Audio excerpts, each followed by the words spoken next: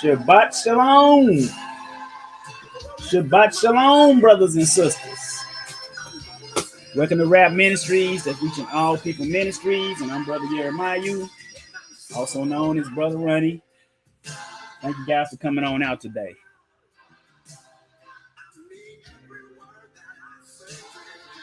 Okay, I just saw it come in. Somebody just sent me something. All praises to the Most High. But guys, thank y'all for coming on in today. You could have been anywhere else, but you decided to come on in with us. You got to be committed, fully committed.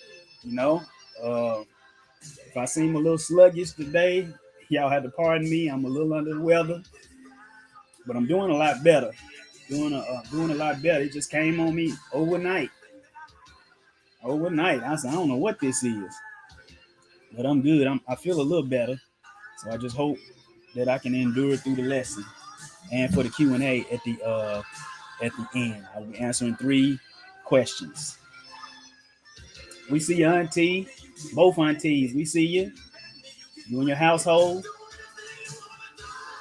Sister Yanice, we see you. We see you. You and baby Charlotte. Sister Erica Yashel, we see you. We see you. And Elder too. I got Sister Erica. I got it. Yeah, pray for a brother. Brother Isaac, good to see you, brother.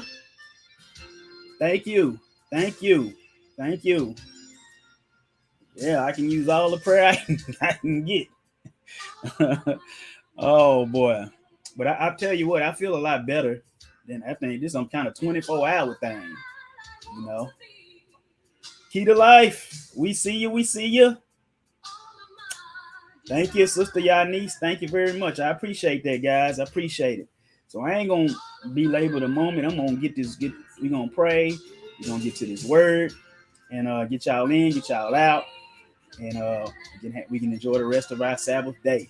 Brianni, we see you. Thank you for coming on in, sister. Thank you for coming on in. We just thank you for coming on in. Y'all could have been anywhere. A lot going on in the world, you know.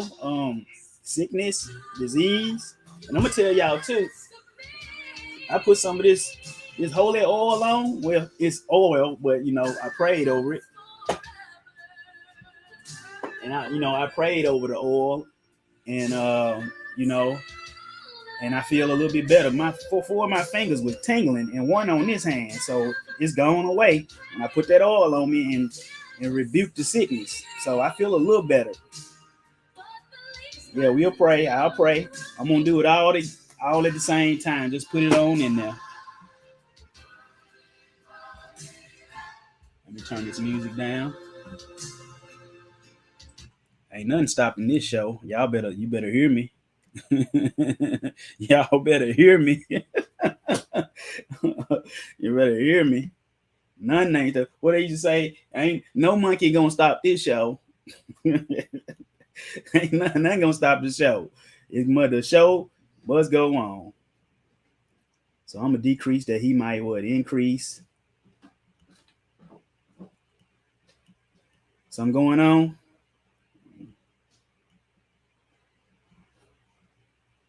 All right, we'll pray. Abba, Heavenly Father, we just thank you for this day, your holy Sabbath day, the day that you hung in creation millennia ago. We just thank you for all your people that are here on today that came to hear your holy word. Father, they didn't come to see me. They came to hear your word that you're speaking through me. Father, we just ask right now that everybody that is here will be blessed. Everybody will be changed, and everybody will be edified, and that they will go out sharing with all that they know. Father, we just bind up any satanic attack right now, including sickness, because by Yeshua, he went around in a circuit teaching and healing all manner of sickness and all manner of disease. I just thank you right now that my body is healed and I can minister the word unto your people, and that your spirit, your ruach, will flow. We just thank you for all of these things in the mighty, mighty, powerful, powerful name of your son, Yeshua HaMashiach. Amen. Amen. Amen. But what we talking about today? What we talking about today? This one has been, I did something similar to this. Yeah, I'll be here most weeks. I took a sabbatical every now and then, but I do this job like I do my earthly job. You know, I do them both the same. See, the attendance a little low today. Got 7, but that's all right. It's gonna go forth anyhow. But I did something similar to this. So, you know, I add and I take away, and I ain't do it no justice last time. So we're gonna put it on in here today. So what we talking about today? Apples and figs. He said, "Oh, brother Ronnie, there he go again." What he talking about? But it's apples, figs, and the tree of life. Oh my! That's the caption that I have on the title of the video on YouTube. But what we want to do, we have all been told, and it's been a couple of times where I have slipped and said apple. Just it's been so socially engineered into us that sometimes you'll say apple. You know, Adam and Eve, the serpent gave them what? An apple. Scriptures don't say that. If anything, that it could have been because they covered themselves with fig leaves, I would lean more towards that way. But we know that this is a common thing. So look at that. Oh, the serpent gave him the apple. He gave him the apple, y'all. But watch this. This is what the scriptures say, Isaiah 5:20. Woe unto them that what? Call evil good and good evil. That put darkness for light and light for darkness. That put bitter for sweet and sweet for bitter. That's going on today. What the Most High said, we ain't got to do that no more. Oh no, that's all that done away with. Oh, that's only for them Jews. We gonna show you that ain't true in these scripts today. People should be making stuff up as they go.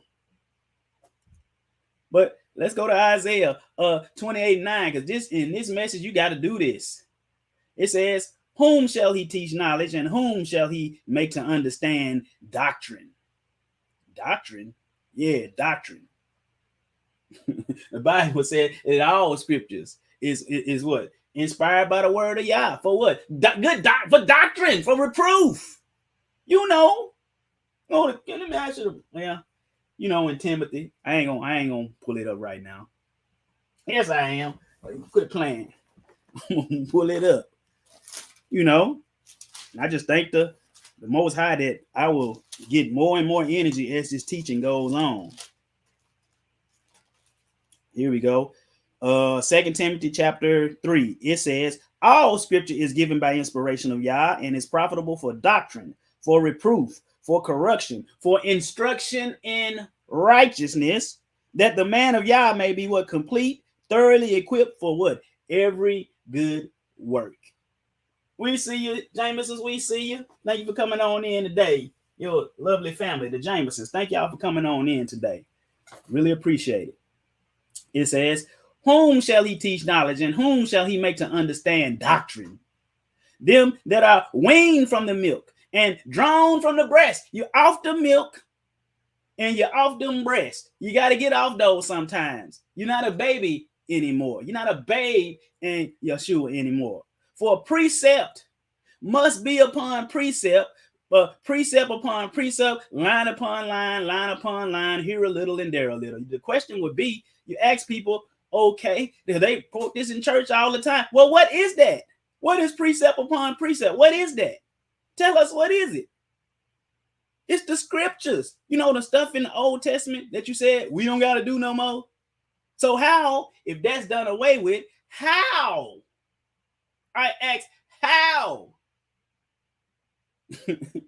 How can I be upon precept upon precept, line upon line upon line? How can I do that when it's all gone?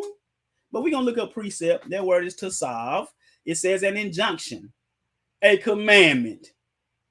A what? A commandment. So commandment should be upon what? Commandment.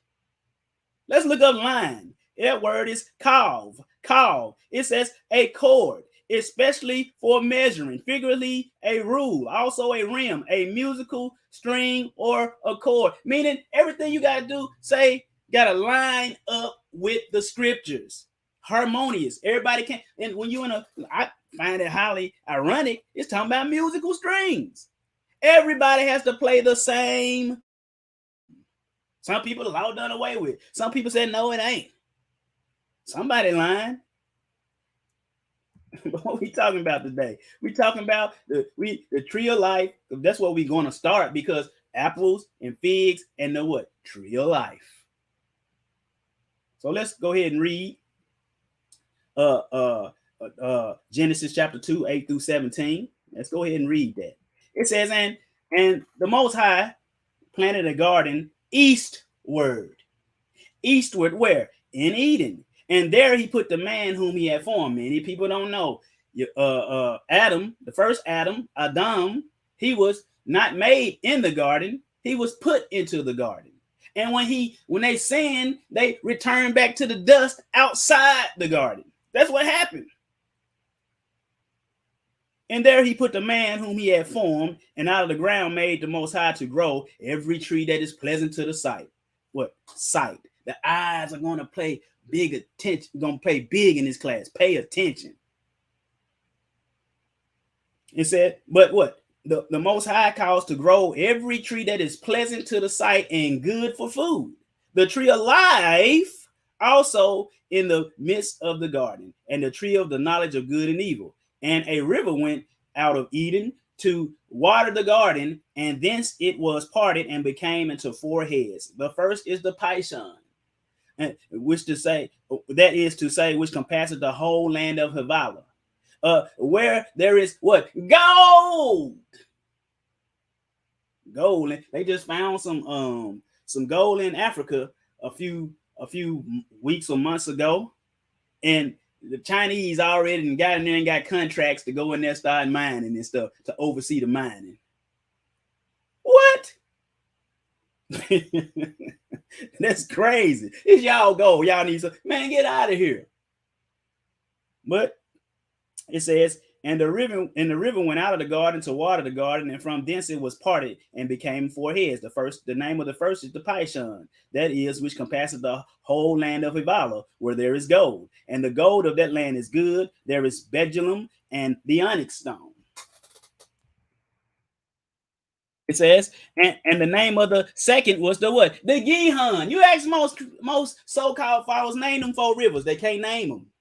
Now, do you know every script that's in the Bible? Of course not. But my goodness, we in Genesis, man. You should be at least familiar. Yo, yeah. I know. Yeah. You should be able to at least name two of them. You know, something.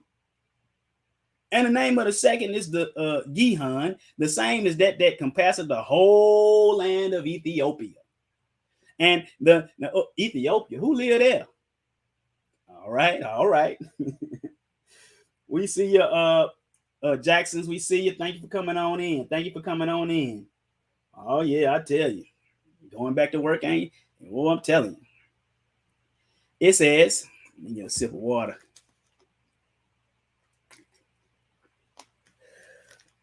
It said, that is it which goeth it toward the east of Assyria. The Hiddekel, which is what? The Tigris that we learned in geography in elementary school. And which go up toward the east of Assyria, and the fourth is the Euphrates. Learn that one too. And the Most High took the man and put him into the Garden of Eden to dress it and to keep it. Gave him a job. You need a job, fellas. You need a JOBZ, fellas. We see your brother Jeff Hardison. Thank you for coming on in. It says, and the Most High commanded the man, saying, of every tree. What word is tree? Etz. Pay attention to that. Etz. Of every tree of the garden, thou mayest what? Freely eat. You can eat everything around here. Everything that's around here, you may freely eat. Nothing can stop you. But it said, but of the tree of the knowledge of good and evil, thou shalt not eat. You can eat everything except from that tree, the tree of the knowledge of good and evil. Here we go, dietary laws in the beginning. What? No, you mean the Most High restrict people from eating stuff? Yes. Now, see, the devil, he repackaged the same old lies. This is the same lie. Now everybody today, we need all meat clean. You have misinterpreted that. It said, thou shalt not eat of it, for in the day that thou eatest thereof, thou shalt surely die. You will leave this earth, my man. So now we're going to skip chapter 3, where we're going to actually see them eat.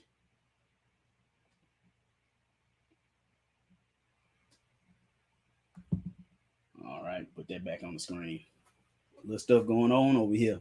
Now the serpent, the Nakash, the whisperer, was more subtle, cunning, wise than any beast of the field which the Lord had made. And he said unto the woman, yea, have Yah said, ye shall not eat of every tree of the garden?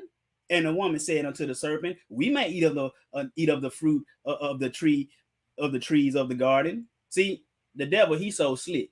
He coming here talking about some, yea, God has said, ye shall not eat of every tree. That ain't what the Most High said. But the fruit of the tree which is in the midst of the garden, the Most High said, ye shall not eat it, neither shall ye touch it, lest ye die. Then the serpent said unto the woman, you're not going to die. See how he do? He goes opposite to everything. Most High said, don't eat that. And because you're going to die. Satan come around and said, you ain't going to die. You can eat it. For y'all know that in the day that ye eat thereof, then your eyes will be open, and ye shall be gods, knowing good and evil. And the woman saw that the tree was good for food, and that it was pleasant to the eyes, and the tree to be desired to make one wise. She took the fruit thereof, and did eat. Sin right there. And gave also unto her husband, and with her, and he ate. Both of them eating. When the Most High said, don't. And the eyes of them both were open, and they knew that they were naked, and they sewed what? Fig leaves together and made themselves aprons. That's called self-righteousness. Trying to cover their own. But we got a company here today that say think different. Look at, they got the apple bit out. You see, they want this to be the apple. They want this to be the apple that they ate. Oh yeah, we're gonna show you what they trying to do today. They mixing everything up, everything, messing it all up. Let's skip to verse 15. And the Most High said to the Satan, and I will put enmity between thee and the woman, and between thy seed, Satan, your seed, and her seed. What was his seed? Wicked people. What was her seed? A righteous seed line was going to come out of the seed of the woman. People don't know this. It shall bruise thy head, and Yeshua shall what? Bruise thy head, and thou shalt bruise his heel. And the woman said, I will greatly multiply thy sorrow and thy conception. In sorrow thou shalt bring forth children, and the desire shall be for thy husband, and he shall rule over you. She want to be the boss. Go watch our independent woman class. Woo. Changing. It says, and Adam said, and unto Adam he said, because you have listened, hearken unto your who? The voice of thy wife, and hast eaten of the tree of which I commanded thee, saying, thou shalt not eat of it. Cursed is the ground for thy sake, and sorrow shalt thou eat of it all the days of thy life. Thorns also and thistles shall it bring forth to thee, and thou shalt eat the herb of the field. In the sweat of thy face shalt thou eat bread, till thou return unto the ground, for out of it wast thou taken, for dust thou art, and dust you shall return. That means what? Getting kicked back out of the garden. Back where you was made at. You're going back to that dust, brother. Verse 20. And Adam called his wife's name Eve. This when she first became Eve, because she was the mother of all living. She the mother of who? All living. Everybody. And unto Adam and to his wife did the Most High make coats of skin and clothe them. Coats of skin. There's your animal sacrifice right there. And the Most High said, behold, the man has become as one of us. What do you mean one of us? One of us, the heavenly court, to know good and evil. And now lest he put forth his hand and take also the tree of life and eat and live forever. Therefore, the Most High sent him forth from the Garden of Eden, kicked him out. Oh, y'all hang around. We're going to show you some stuff today. It said to till the ground from whence he was taken. He also drove out the man. Get out of here. Garage. Divorced the man, expelled the man out of the garden, and he placed at the east of the Garden of Eden cherubims, angels, and a flaming sword which turned every way to keep the way of the truth. That word, when you look up that word way, it means a course of life. Let me pull it up real quick. Woo. Let me look that up. Y'all hang on just a second. That's Genesis 3:24. We're gonna look that word up. Genesis 3:24. All right. Let's look up the way. Strong's. It says the word is Derek. Got an uncle named Derek. It says from H1869, a road. It says figuratively a course of life, or mode of action. Skip down, a manner, a journey. It says eastward. Oh, you got to do something to stay eastward. The way of the tree of life, which you can find in the last book of the Bible.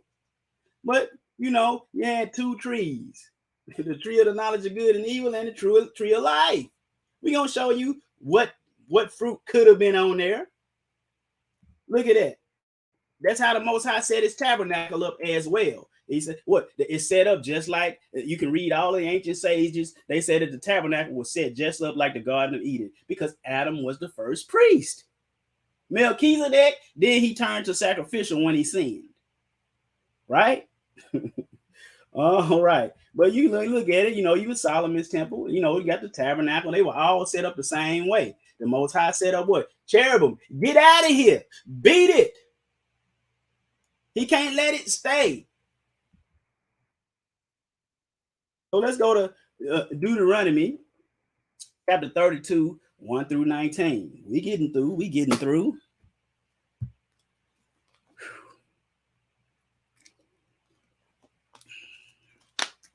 Give ear, O ye heavens.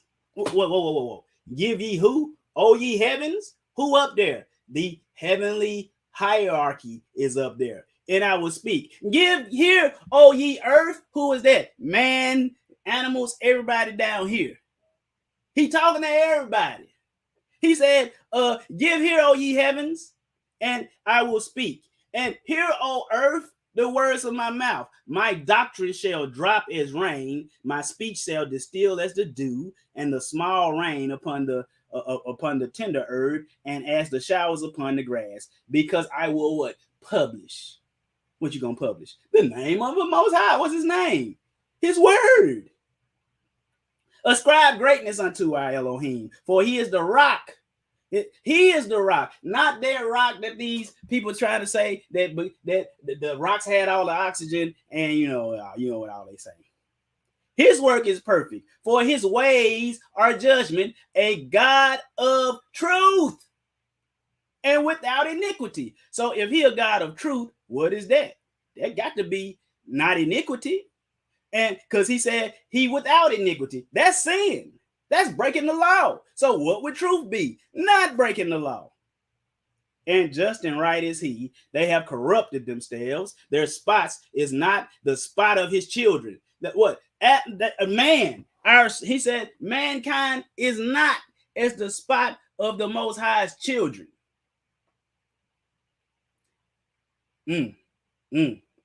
That's my wife. Can you turn the air on? I'm a little warm now. Can you turn the air on for me? Sweet thing, if you don't mind. But might have to come out this shirt, be on here in a white tee, in my white tee. Ooh, I think they liked me. Oh boy. It says, He is the rock. His work is perfect, for all his ways of judgment, a God of truth without iniquity, just and right is he. They, meaning who? Man, have corrupted themselves. Their spot is not the spot of his children, the sons of God in heaven. They are perverse and crooked generation. Do ye thus requite the Lord, O foolish people and unwise? Is not he that thy father hath bought thee? Hath he not made thee and established thee? He's in Israel, I bought y'all. Everybody, you see the Old Testament, they went, we were, but you bought. That ain't no New Testament concept, being bought back, being redeemed. He said, remember the days of old, Israel. Consider the years of many generations. Israel, ask thy father, and he will show thee thy elders, and they will tell you. When the Most High divided the nations, that's everybody in the world, their inheritance, when he separated the sons of Adam. Who is that? Everybody that was at the time. When did he separate everybody? At the Tower of Babel, but nobody don't teach us this. He separated them. Everybody. Watch this. He said, when he separated the sons of Adam, he set bounds of the people according to the number of the children of Israel. Wait a minute. Anybody that is a real Bible student knows when Yeshua separated all of the people, wasn't no Israel. Abraham wasn't when he was on the scene. But it wasn't no Israel. Israel don't come to much later. So who are these people? For the Most High's portion is his people. Jacob is the lot of his inheritance. So who do the other people? Who do they belong to? The hosts of heaven. That's those angels that were with Satan. He done turned them over to them. And that's the only way to get back to the Most High is that's why Yeshua said salvation is of the Yehudim.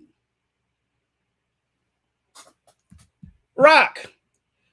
Stone, we ain't got to spend time on that. I don't got to spend time on that. Verse 10. He found him. Who he found in the desert? He found who? He found Israel or in the desert and the whole waste howling wilderness. He led him about. He instructed him. He kept him as the apple of his eye.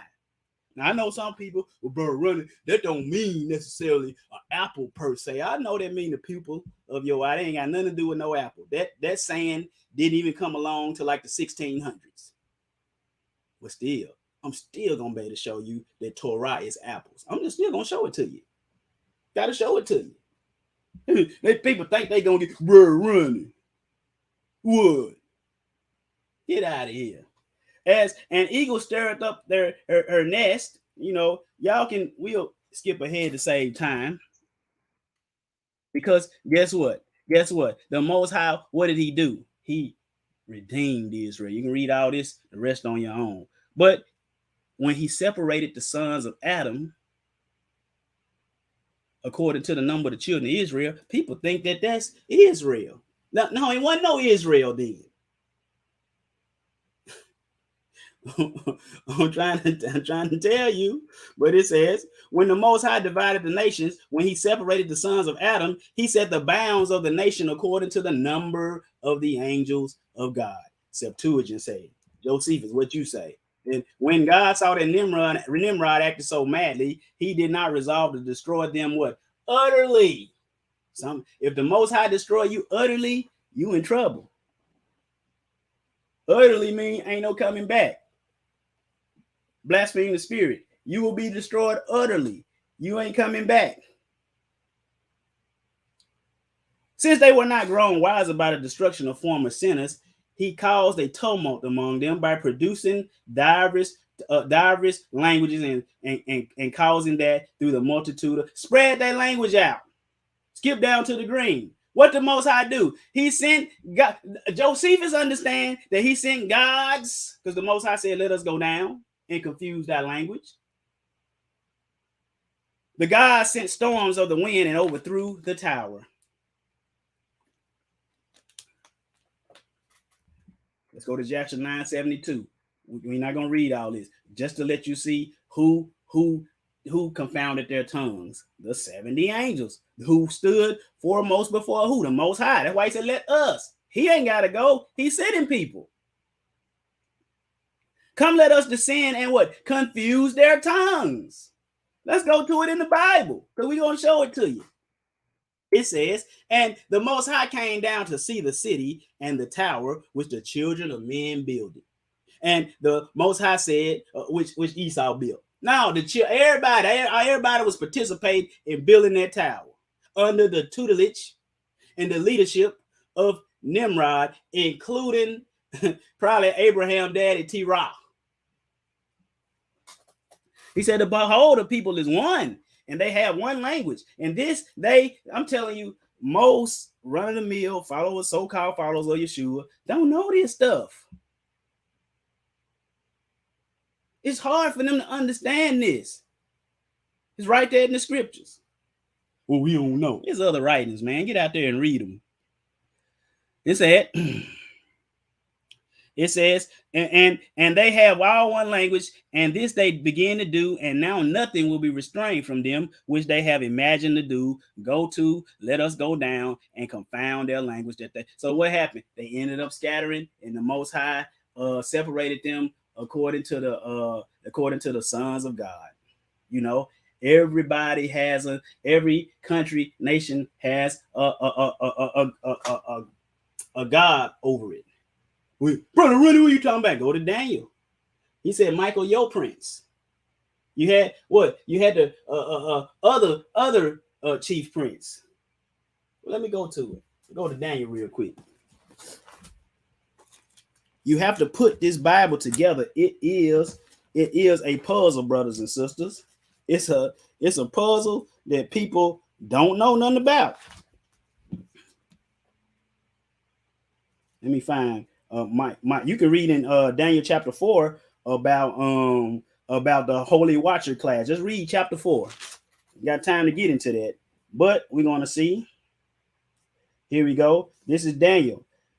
Daniel said, this is Daniel chapter 5, verse 11. There was a man in your kingdom who was the spirit of Yah. So we know we talking about Daniel. Hold on. That ain't the one I'm looking for. Hold up, give me a second. Here we go. Daniel chapter 8. My bad. It says, this is when Daniel saw Gabriel. Let's see. No, that ain't the one either. Here we go.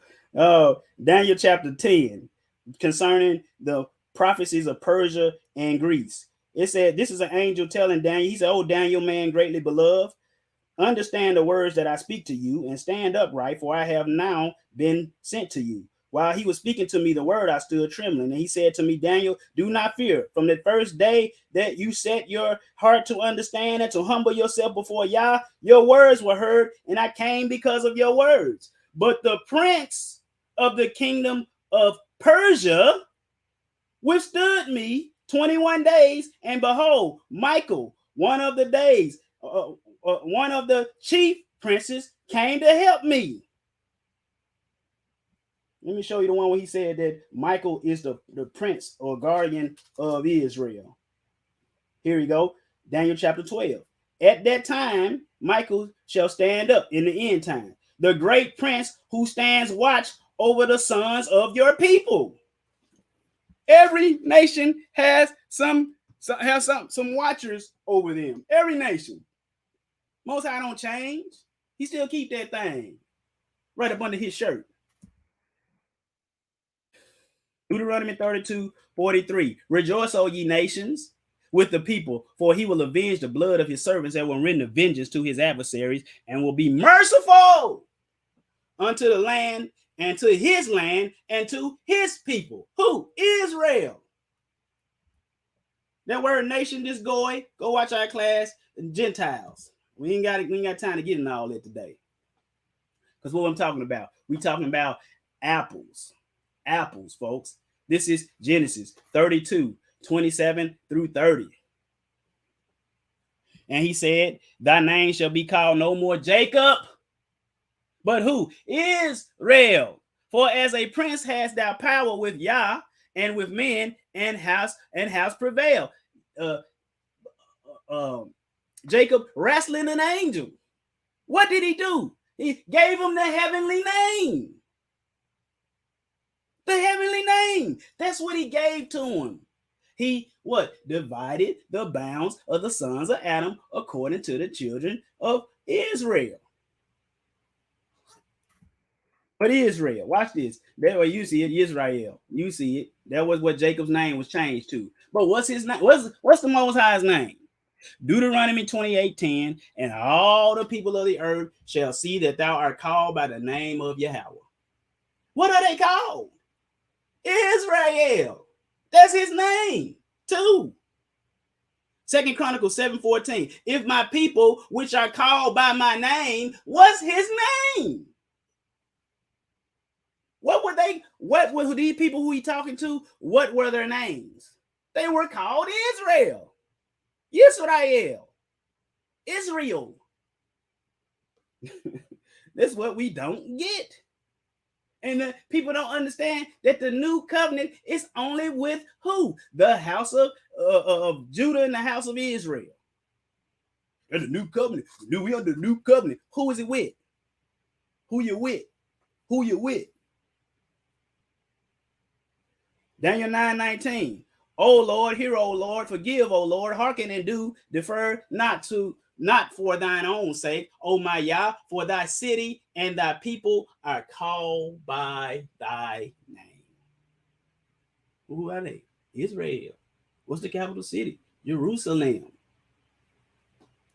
You want me to tell you to take her name? No, we got to follow the example of the Most High. You take his name.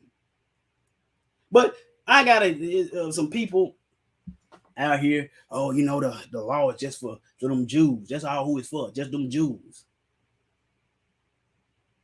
What? Exodus 12:49. One law shall be to him that is homeborn, that's Israelites, and unto the stranger, that's other people. What? That's joining among you. What? See, I could have put the definitions here, but I ain't trying to play word games. Everybody. Leviticus 24:22. Ye shall have one manner of law, as well as for the stranger, as for one of your own country, for I am the Lord your Elohim. One. For everybody. And if the other nations wanted to get in, except the ones that was on the banned on the Deuteronomy 23 list, you could come over. Numbers 15 through 16, or 14 through 16. And if a stranger sojourn with you, or whosoever be among you in your generations, and will offer an offering made by fire of a sweet savor unto the Lord, as ye do, so shall he do. One ordinance shall be both for you of the congregation, and who else? And also for the stranger that sojourneth with you.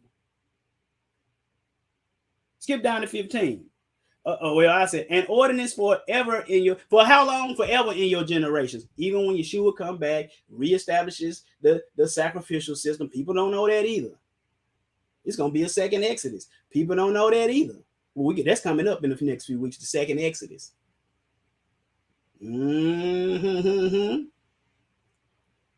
One law and one manner shall be for you and for the strangers that sojourneth with you.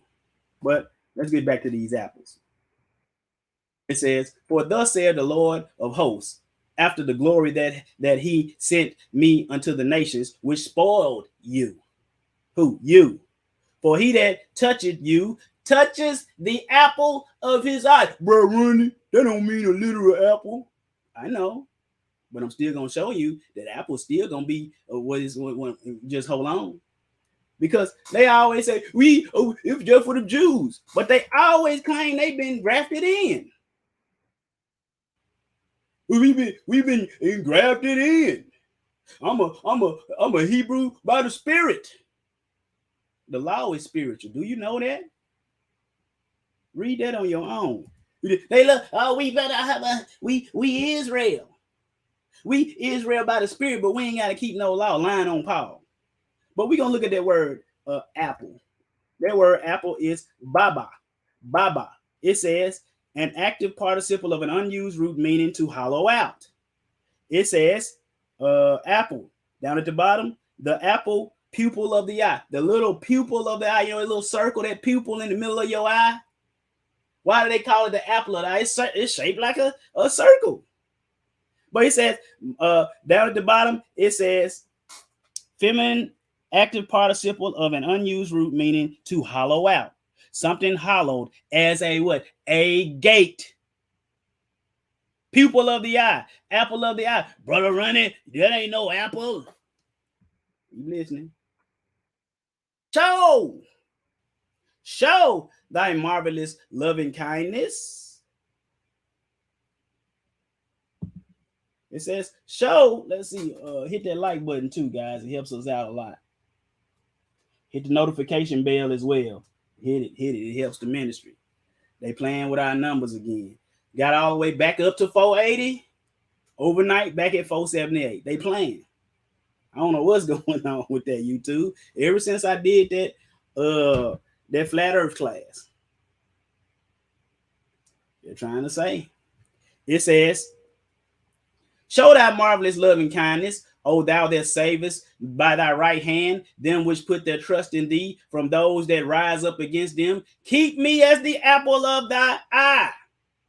Hide me under the shadow of thy wings. We're going to show you what apple of the eye means today. Keep it, just stay hooked in. But watch this. That word is a different word. It's Tishoni. It says, but it means the same thing.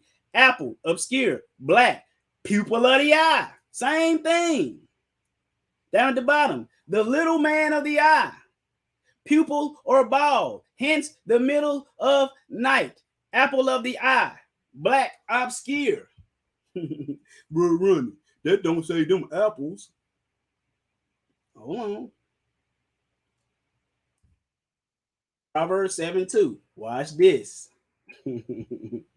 He says, keep my commandments and what live, and my law as the apple of your eye, thine eye. What? 7:2. Keep my law as the apple of your eye. That don't mean apple though. But what he's saying is, like I have my eye on you, you have your eye on my commandments. Just like that. Have my commandments in the pupil or the apple of your eye. Let's go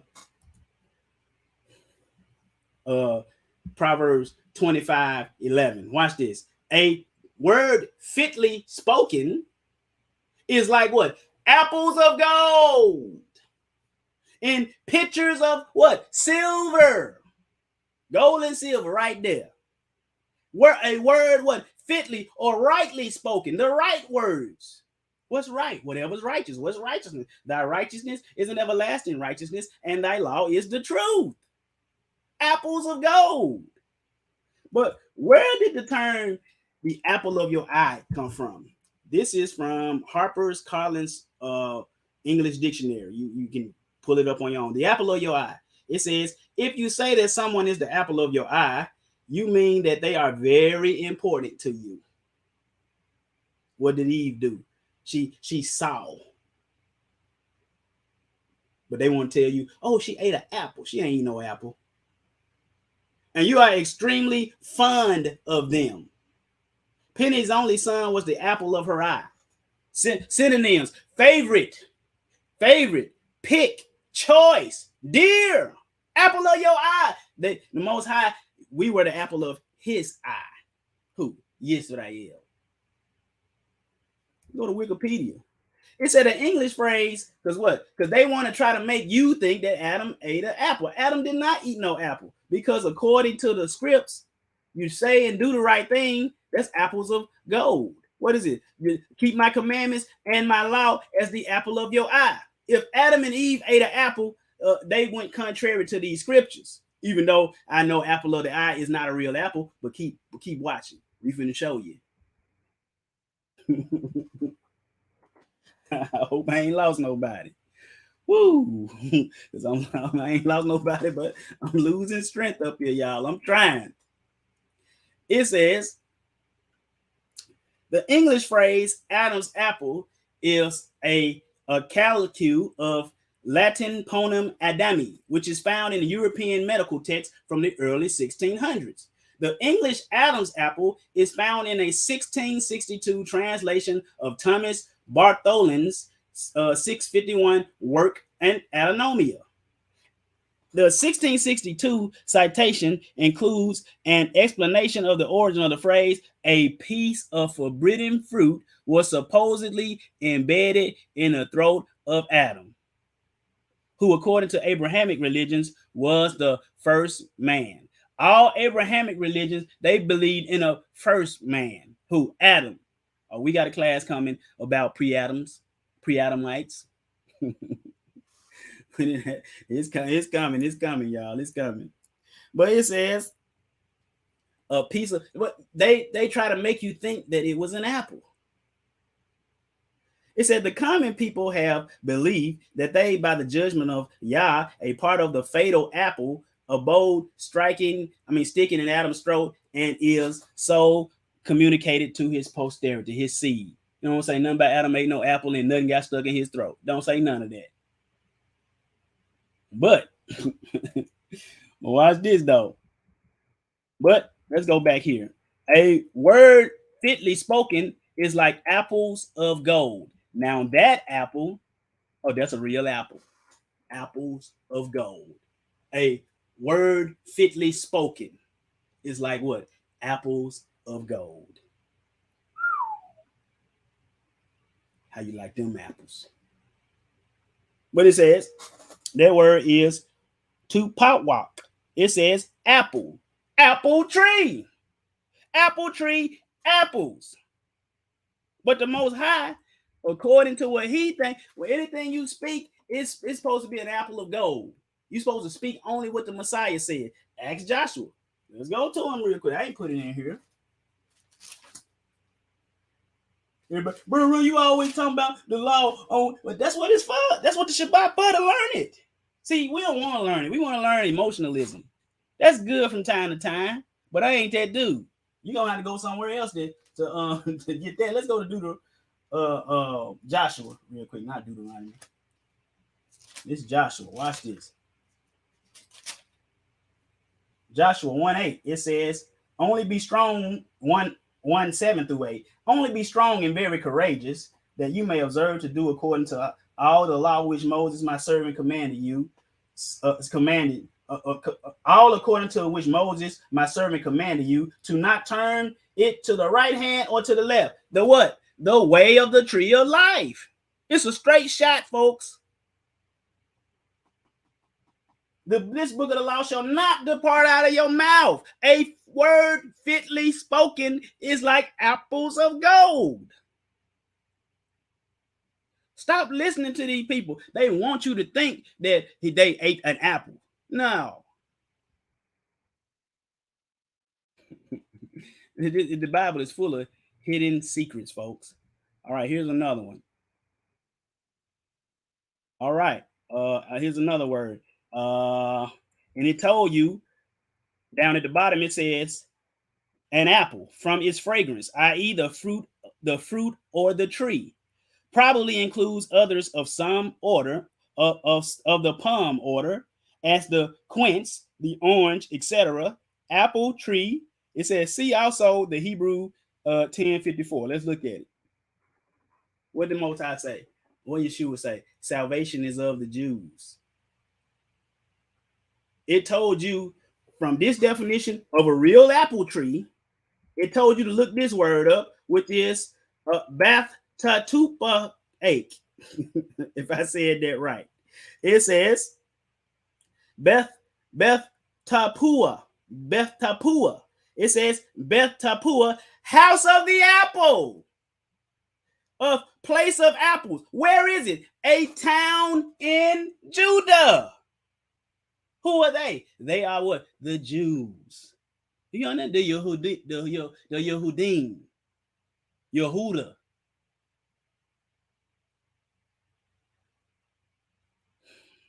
Apples, folks. Apples. Write this stuff down. Rebuke the devil trying to attack my body. I rebuke thee, Satan. Proverbs 25:11. Watch what it says in another translation. I believe this is the Message Bible. I got an app called Quick Verse. It says the right word at the right time is like a custom-made piece of jewelry. What was Adam and Eve for at that time? They should have said no. He said we can't eat. They should have thrown apples. Apples. Go watch the Wizard of Oz. Them trees, or what they throwing? Apples. Oh my goodness. What word? I ain't gonna miss it. Commandment, season. Apples in the what? In a right word at the right time or in the right season. But they want you to make that. They want you to make you think that Adam and Eve ate an apple, which is symbolic for Torah. No, they did not. Psalms 19, 7 through 14. It said the law of Yahweh is perfect. Oh, wait, it's what? It's perfect. Converting the soul. It does what to your soul? Who throw perfect stuff out? No other man could keep it. Except who? Except who? Yeshua. He had to prove that it could be. So everybody, I can do all things through Christ. Do what he did. I can do all things through Christ who strengthens me. Keep the Shabbat except that. I can do all things through Christ which strengthens me. You can't eat shrimp except that.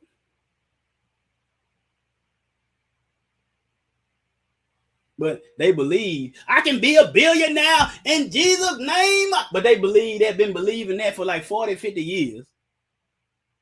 40 or 50 years. How long does it take? You will believe that. You believe that.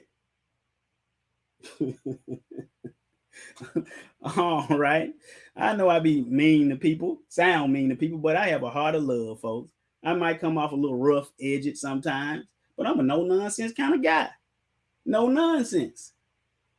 That's my children at school. Sometimes I might be a little firm, but outside of class, when I see them in the hall, see them in the cafeteria, man, I'm the most loving guy. They like, man, coach, you good with these kids. They love me. Mighty love the kids. But anyway, it says the law of the Lord is perfect, converting the soul. Let's look at that word converting real quick. That word is shub. It said it turns to turn back. It turns your soul back from what? Death. Transitively, it says intransitively, literally or figuratively, not necessary with the idea of return to the starting point. What are we trying to get back? To the tree of life. That's the starting point. We're going to read all this, but it said deliver. It says recover, refresh, restore, retrieve, back again. What does it do? It converts the soul. The testimony of Yahweh is pure, making wise the simple. The statutes of the Lord are right, rejoicing the heart. The commandment of the Lord is pure, enlightening the eyes. The fear of Yahweh is clean. Christians say today is dirty. They say, well, we fear the Lord, but go watch our class, Understanding the Fear of the Most High. In the Bible, from New Testament, from Old Testament to Apocrypha to New Testament, the fear of the Lord was always keeping his laws, statutes, and commandments. But these so-called followers of Yeshua in the 3rd, 4th, 5th, 6th centuries on just tore it all up. And so we got to look back. How did we get this what we see in today? You got to be a historian. Now, you don't know everything? No. But get some understanding. It says, the fear of the Lord is clean, enduring forever. How long does the fear, watch our fear of the Lord, understanding the fear of the Lord class, the fear of Yahweh class, the fear of Yahuwah class, the fear of the Lord class. The judgments of Yahweh are true and righteous altogether. More to be desired are they than what? Gold, yea, than much fine gold. Apples of gold. Sweeter also than honey and the honeycomb. Moreover, by them is thy servant warned, and in the keeping of them there is great reward. How we know that? Revelation chapter 22 tell us that. He said, behold, I come quickly, and my reward is with me in my hand to give every man that according as his what work should be.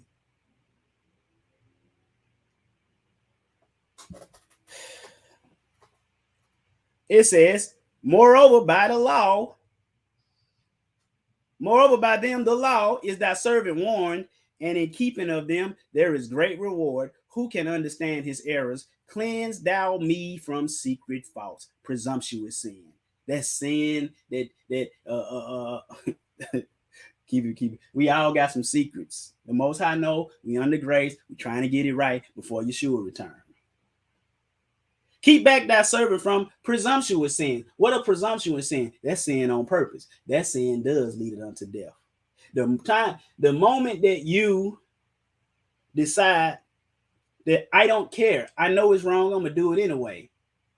That's presumptuous sin. There was no sacrifice for that sin. There wasn't no sacrifice in the law for that sin. I'm gonna do it anyway. I don't care. Not if you're struggling with something. You're not willfully doing it. You don't want to, but you keep finding yourself falling. That's not the same thing. It says, let them not be. He said, let them not have dominion over me. Same thing Paul said. Same thing he said. He said, for we are not under the law. Hold on, because they take Romans 6:14 and they take it all out of context. When you ain't from verse 1 is talking about the law of sin the whole time. Sin shall not have dominion over you. You should have dominion over it. How? By what? Speaking apples of gold. Let the words of my mouth and the meditation of my heart be acceptable in thy sight, O Yahweh, my strength and my redeemer. Read that already. Psalms 12. Watch this. We also got some silver too. Oh, watch this. Psalms 12, 6-8.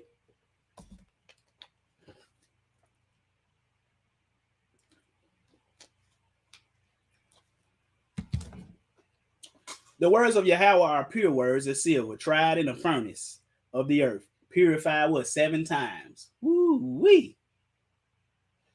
So let's see. Has it been? It's been in the furnace. In the furnace. Who been in the furnace? Abraham been in the furnace. Then the 3 Hebrew boys been in the furnace. Yeshua was in there with them. So that's what? 4, 5. Who else? Abraham. Did I say Abraham? Abraham was in the furnace. People don't know this. Read your Bible and other books as well. It'll clear a lot of things up for you and follow the Ruach. But anyway, it says, thou shalt keep them. What? The words of Yahweh are pure words as silver. Oh, Lord, thou shalt preserve them from this generation forever. It's forever, folks. The wicked walk on every side. What do you mean they walk? They left and right. Most High Moses told Joshua, don't go to the left or the right. They walk on every side. We walk down the straight way. Y'all show quiet.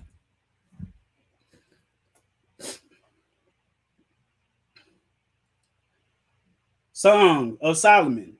I'm telling you, you ain't read the Song of Solomon. You need to.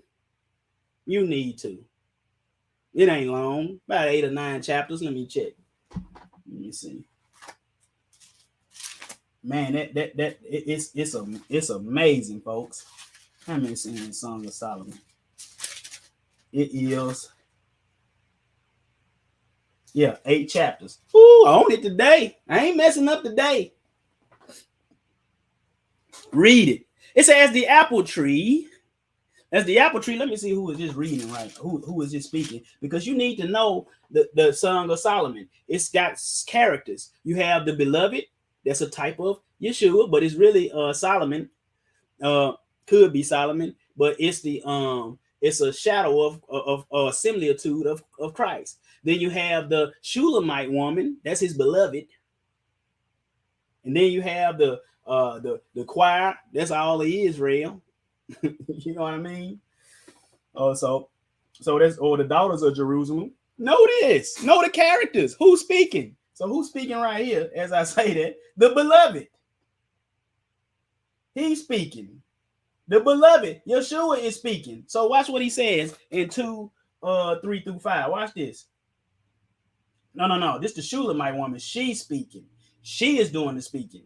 The beloved already said what he was gonna say. But watch this. The Shulamite woman, she says this: as the apple tree among the trees of the wood, like the forest, garden, so is my beloved among the sons. I sat down under his shadow with great delight, and his fruit was sweet to my taste. Adam and Eve did not eat no apple. He brought me to the banqueting house, and his banner over me was love. Stay with me with flangons. Comfort me with apples. What are flangons? Flangons are raisin cakes. And if you read Solomon, it's so many different fruits in this in the Song of Solomon. You say, man, are them the fruits? I ain't gonna give it away. Dropping nuggets on you, folk. Test people to let them see, man, you ain't really read this Bible, yo. You ain't. Joel, the doomsday prophet. That's what he known as. He said, be ye ashamed, O ye husbandmen, you farmers. Who it is? Israel. Howl, O ye vine dressers, for the wheat, for the barley, because the harvest of the field is perished. Why? Because Israel was sinning. The vine is dried up, and the fig tree languishing. The pomegranate tree, the palm tree also. And look and see what kind of fruit grow on these trees is talking about. We go look and see what grow on palm trees. Most people gonna say, oh, pineapples. Pineapples don't grow on no trees. Watermelon don't grow on no trees. Do they? Yeah, because my wife growing some out there. How many you got out there so far? She got 4 watermelons coming up out there. And we gonna tie them up. Are they the sugar babies or the big ones? Sugar babies. The sugar babies get about this big, like a cantaloupe or something. My wife, she is amazing out there. I mean, I was like, man, she got a green thumb. Wow. Had some green beans. Man, them green beans keep you clean. They clean you out. Clean you out. You don't even need tissue. Sorry about that visual, but you don't even need it. That's because look, it's natural right out the earth. It ain't tainted with preservatives and sodium and all that stuff. Tie them up. She got corn out there, cabbage out there. You got some greens out there? Greens out there. Cucumbers out there. Tomatoes out there. What else? Huh? Okra out there. Peppers out there. She worked hard. Her and the children. I go out when you need the water. I go out there and provide the rain when it's dry. Oh boy. But I'm trying to tell you, learn this. Even if you live in an apartment, grow some on your stoop. You know what I mean? You got potatoes? Yeah, potatoes out there. Yeah, all that. She said, please use the Charmin. I use it. I use the Charmin. But anyway, the vine is dried up, and the fig tree languishes, the pomegranate tree, the palm tree, and the apple tree. Even all the trees of the field are withered, because joy is withered away from the sons of men. Joy is gone away. The apple tree gone from the sons of men. Adam and Eve ain't eating no apple. Y'all gonna jump the fence? All right, we got what them tourists out there. We ain't playing. And my sons Robert and Trey on you. All right, but he said, what he say? The joy is withered away from the sons of men. It says, And y'all that came when we did the baptism last year, y'all saw that little garden. Oh, she almost in doubled that. It's more stuff out there. Like, man, make it hard for me to cut the grass.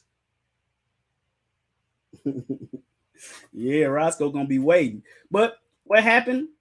Because joy is withered away from the sons of men. From who? The sons of men.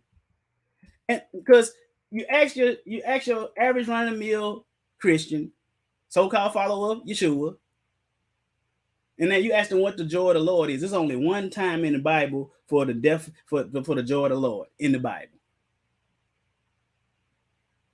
Nehemiah 8:10, and they keeping the feast day, and they were reading Torah.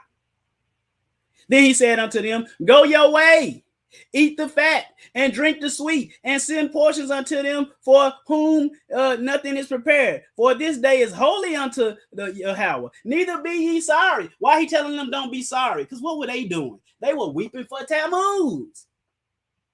Weeping for Tammuz. He said, for the joy of Yahweh is your strength. One of my favorite books, Bibles, study Bibles, is right here. Right here, it says, the commentary says, Ezra and Nehemiah emphasize that God's law is ultimately a source of joy. No, the source of joy, because it said, for the joy of the Lord is your strength.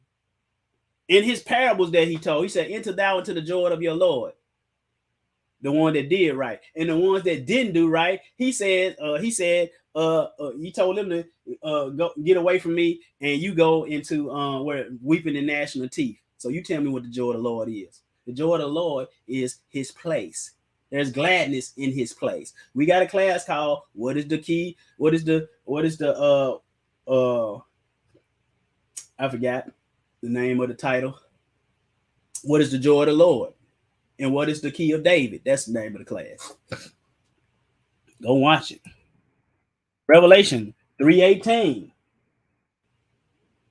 Yeshua said, I counsel thee to buy of me gold, tried in the fire, that thou mayest be rich, and white raiment, that thou mayest be clothed, and that the shame of thy nakedness, what do you mean? The shame of thy nakedness. What happened to Adam and Eve? They sinned. He said, buy my gold. That's what? His scriptures. Apples of gold. Go to Ezekiel 47, 1 through 12. And we're not going to read all this. But this is when Ezekiel when he going to see the millennial temple and everything. What is it going to be? Toward the east in yellow and red. Look at what? Eastward. Wow. We're trying to get back there. At the end of that 1,000-year millennial reign, everybody that don't sin with Gog and Magog, the second attack of Gog and Magog, they get to do what? And at the end, you have the judgment. You get to walk through the gates of New Jerusalem. Nobody ain't teaching us this. A lot of people I asked this stuff, they were, that's all symbolic. When they can't explain something, it's symbolic.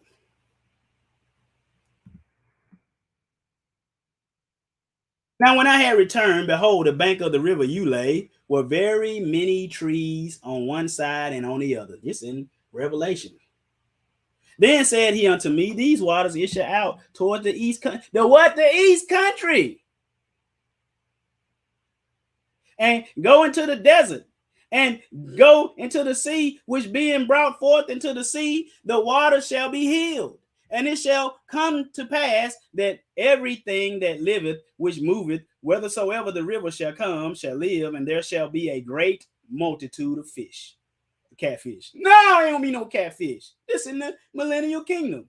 The Bible said in the millennial kingdom that the law shall go forth from Zion, in the word of the Lord throughout all the earth. But there's gonna be some, man, get out of here. When the sacrificial system coming back, oh, they're gonna sacrifice pigs. Man, get out of here. Scholars know all this, but you don't, because your reverend ain't telling you the truth. He about that dollar. My wife sent me something about some preacher, got mad at some people because they wouldn't buy him a watch. He got backlash on it. He apologized. Y'all couldn't even buy me a watch. Y'all be ashamed of yourself. What? Figs can let you down, folks. I believe they ate figs. That's my theory, and I'm sticking to it. Let's go to Matthew 21, 1. Then we skip to 18 through 20. And when they drew nigh unto Jerusalem, and they came to, and they were come to Bethpage unto the Mount of Olives, then sent Yeshua 2 disciples. Go watch our class, the 12. You know about the disciples? Now in the morning, as he returned into the city, he was hungry. Hungry! No doubt Adam and Eve, they was hungry too. And when he saw a fig in the way, Yeshua, the second Adam, the first missing Mr. and Miss Adam, he came to it and found nothing thereon, but leaves only, and said unto it, let no fruit grow on thee henceforth forever. And presently the fig tree withered away. And when the disciples saw it, this, I skipped down 18 verses. And when the disciples saw it, they marveled, saying, how soon is the fig tree withered? Fig tree, it withered.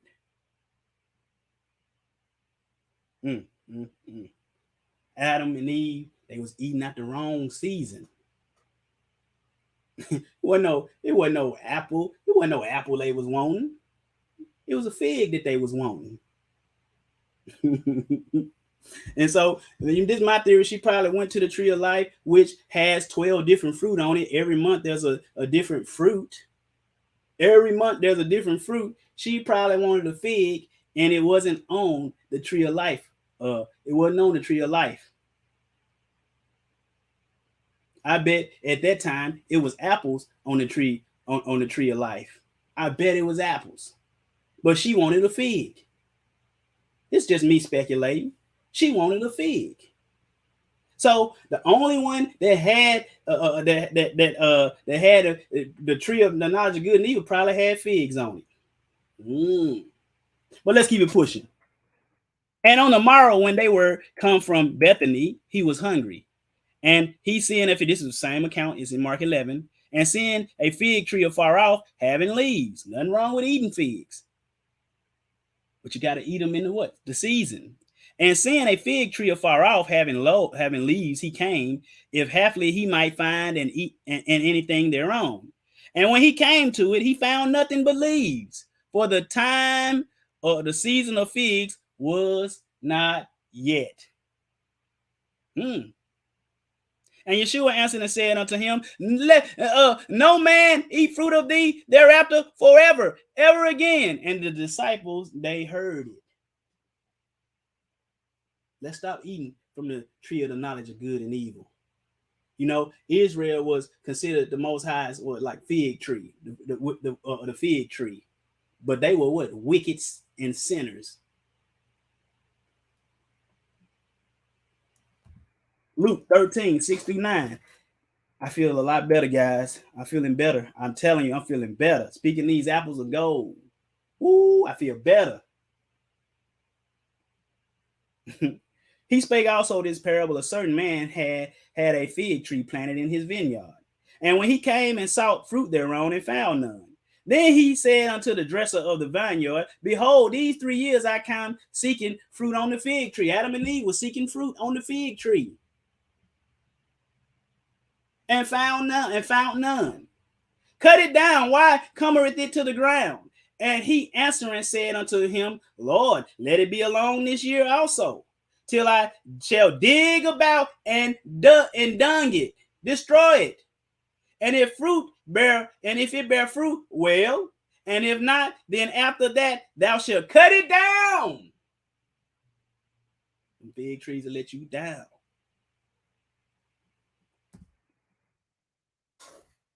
Proverbs 11, 30-31. The fruit of the righteous is a tree of life, but the tree of life got multiple fruit on it. See, Eve, she wanted figs. Should have ate the apples. And he that winneth souls is wise. Behold, the righteous shall be recompensed in the earth, much more the wicked and the sinner. But we gonna go to the golden rule. You know, everybody, the golden rule now. Do unto the others as he would have you do unto me. All right. Praise y'all, Sister Brianne. The devil tried to attack my body today. I've been working hard, guys. I've been working hard at work. Working hard. Not getting the proper rest. Got to study and research. You know. But the golden rule, what they say? Do as unto others as that they will have them do unto you. Miss Hammonds, my first grade teacher at Whitehaven Elementary, she taught us that. The golden rule. She taught us this. Do as unto others. And I remember I loved Miss Hammond. She was so nice. We didn't even get her the whole year because she had a baby. I was like, oh no, Miss Hammond's gone. Miss Hammond's gone. But she taught us this. Do as unto others as you will have them do unto you. She tell her, apple, ball, cat, and dog. I remember this stuff.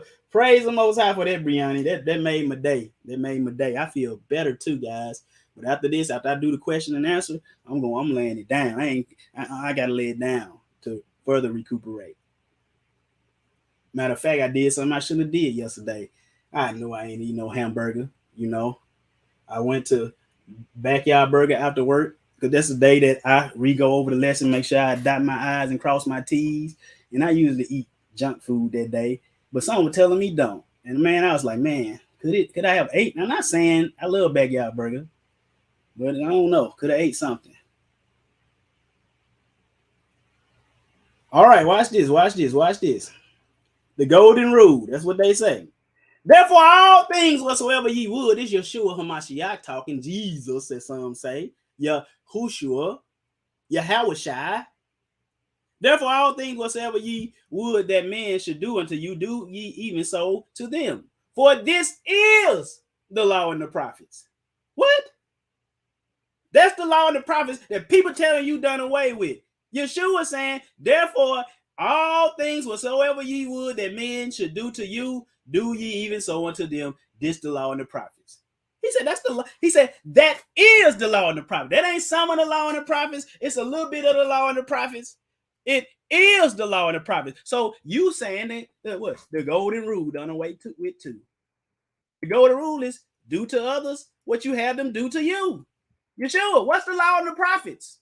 Therefore, all things whatsoever ye would that men should do to you, do even so to them. For this is, not it might be, not it could be. It is the law and the prophets. What's the law? That's the Torah. That's Genesis, Exodus, Leviticus, Numbers, and Deuteronomy. What's the prophets? Joshua, Ezra. Not Ezra. Ezra was no prophet. He was a scribe. Micah, Nehemiah, them kind of people. Isaiah, Jeremiah, them folks. But y'all say it's done away with. You ought to get out of here. You ought to be ashamed of yourself. Yeshua HaMashiach, the Son of the living Yah, said that the law and the prophets is the golden rule.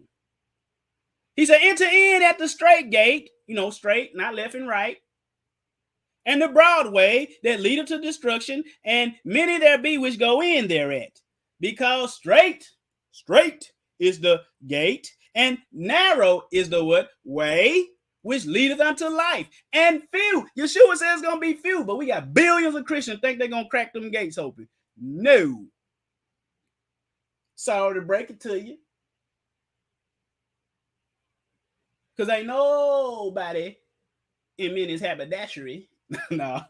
Nobody that walk this earth and say the Most High laws, statutes, and commandments, we're going to enter into the gate of the new city.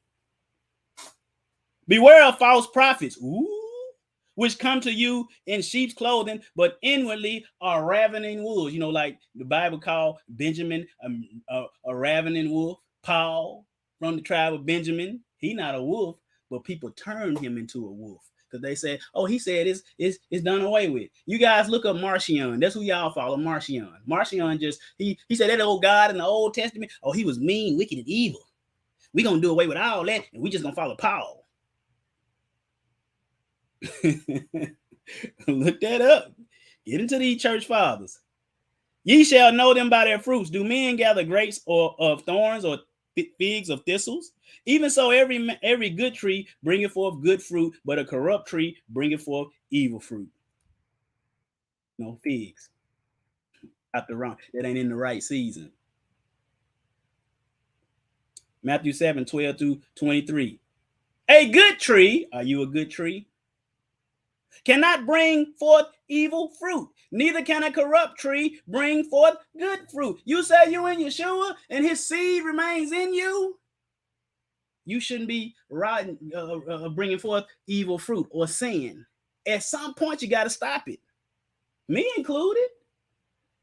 I'm going to tell you, Brother Jeremiah, you have a quick temper sometimes. What? Man, yeah, but ooh-wee. Sometimes. And told some computers and TVs up. What? Oh, don't it? But I have grown in that area. I learned to hold my tongue a lot better. What? Because I'm the type, I'm no nonsense. I'm no nonsense. This what it say. What it say? I get mad at people when they be messing this word up. You messing Genesis chapter 1, 2, and 3 up, but I got to believe everything else you said. Let me keep it pushing though. He said, wherefore by their fruits you shall know them. What a sinner. Not everyone that saith unto me, Lord, Lord, shall enter into the kingdom of heaven, but he that doeth the will of my Father, which is in heaven. Many will say to me in that day, Lord, Lord, have we not prophesied in thy name?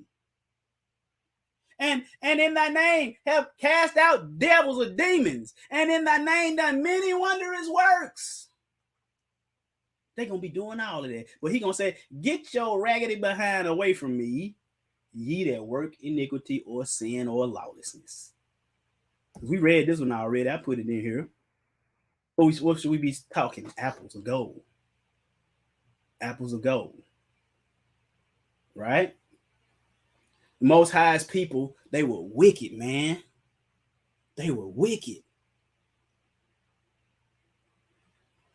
And so why did the Most High liken the children of Israel unto a fig tree? Why did he do that? Because the first man messed up at a tree that had fig. So now we're going to call this, we're going to symbolically make Israel a fig tree. Why? Because they're supposed to teach everybody. They're supposed to guide all the nations back.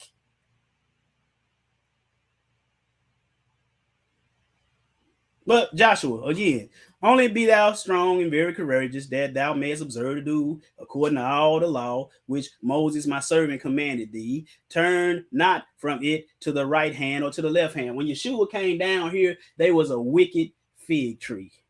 They weren't doing nothing the Most High said. They were doing their own traditions. But he said, this book of the law. Whoa, let me read. Turn not from it to the right hand or the left hand. Straight. Yeshua said straight. Where did they go? There we go, in verse 14. Straight, folks. The book of the law shall not depart out of your mouth. It's apples of gold. But thou shalt meditate therein day and night, that thou mayest observe to do according to all that is written therein. Wow. Let me keep it pushing, though. Under the fig tree, that's Torah. He said, I got to teach folks not to eat from this tree no more. Out of its season, I should say. Figs in themselves not bad. You know, people eat fig Newtons. It ain't my thing. But you can read that on your own. That's on Wikipedia. All right, John 15, 1 through 10. We almost done. I am the true vine, and my Father is the husbandman. He the farmer. Yeshua said, my Father planted me. What? How he planted him? His word. He put his seed in this earth. He said, every branch in me that beareth not fruit be taken away. And every branch that beareth fruit, he purgeth it, that it may bring forth more fruit. My wife, she know all about that grafting and all that stuff with the plants and stuff. I need to spend. Now, I really want to get into that, but I be in his word too much. That's some time we can spend together. When she, oh no, I ain't gonna get into all that. It says, now ye are clean through the word which I have spoken unto you. But she picked hot days too. Abide in me, and I in you, as the branch cannot bear fruit of itself, except it abide in the vine. No more can ye, except ye abide in me. I am the vine, you the branches. He that abideth in me, and him the same bringeth forth much fruit. For without me, ye can do nothing. You can't do nothing without Yeshua. But what is he? He is the living Torah. Watch this. The living word. He said, if a man abide not in me, he is cast forth as a branch and is withered, and men gather them and cast them into the fire, and they are burned. That's hell, folks. The lake of fire. If ye abide in me and in my words, what words do you speak? John 5:46-47. He said, if you believe not Moses' writings, if you believe not Moses' writings, how shall you believe my words? They're the same. Go read Deuteronomy chapter. I always get it mixed up. Sometimes I want to say 15. Sometimes I want to say 18. But let's get it.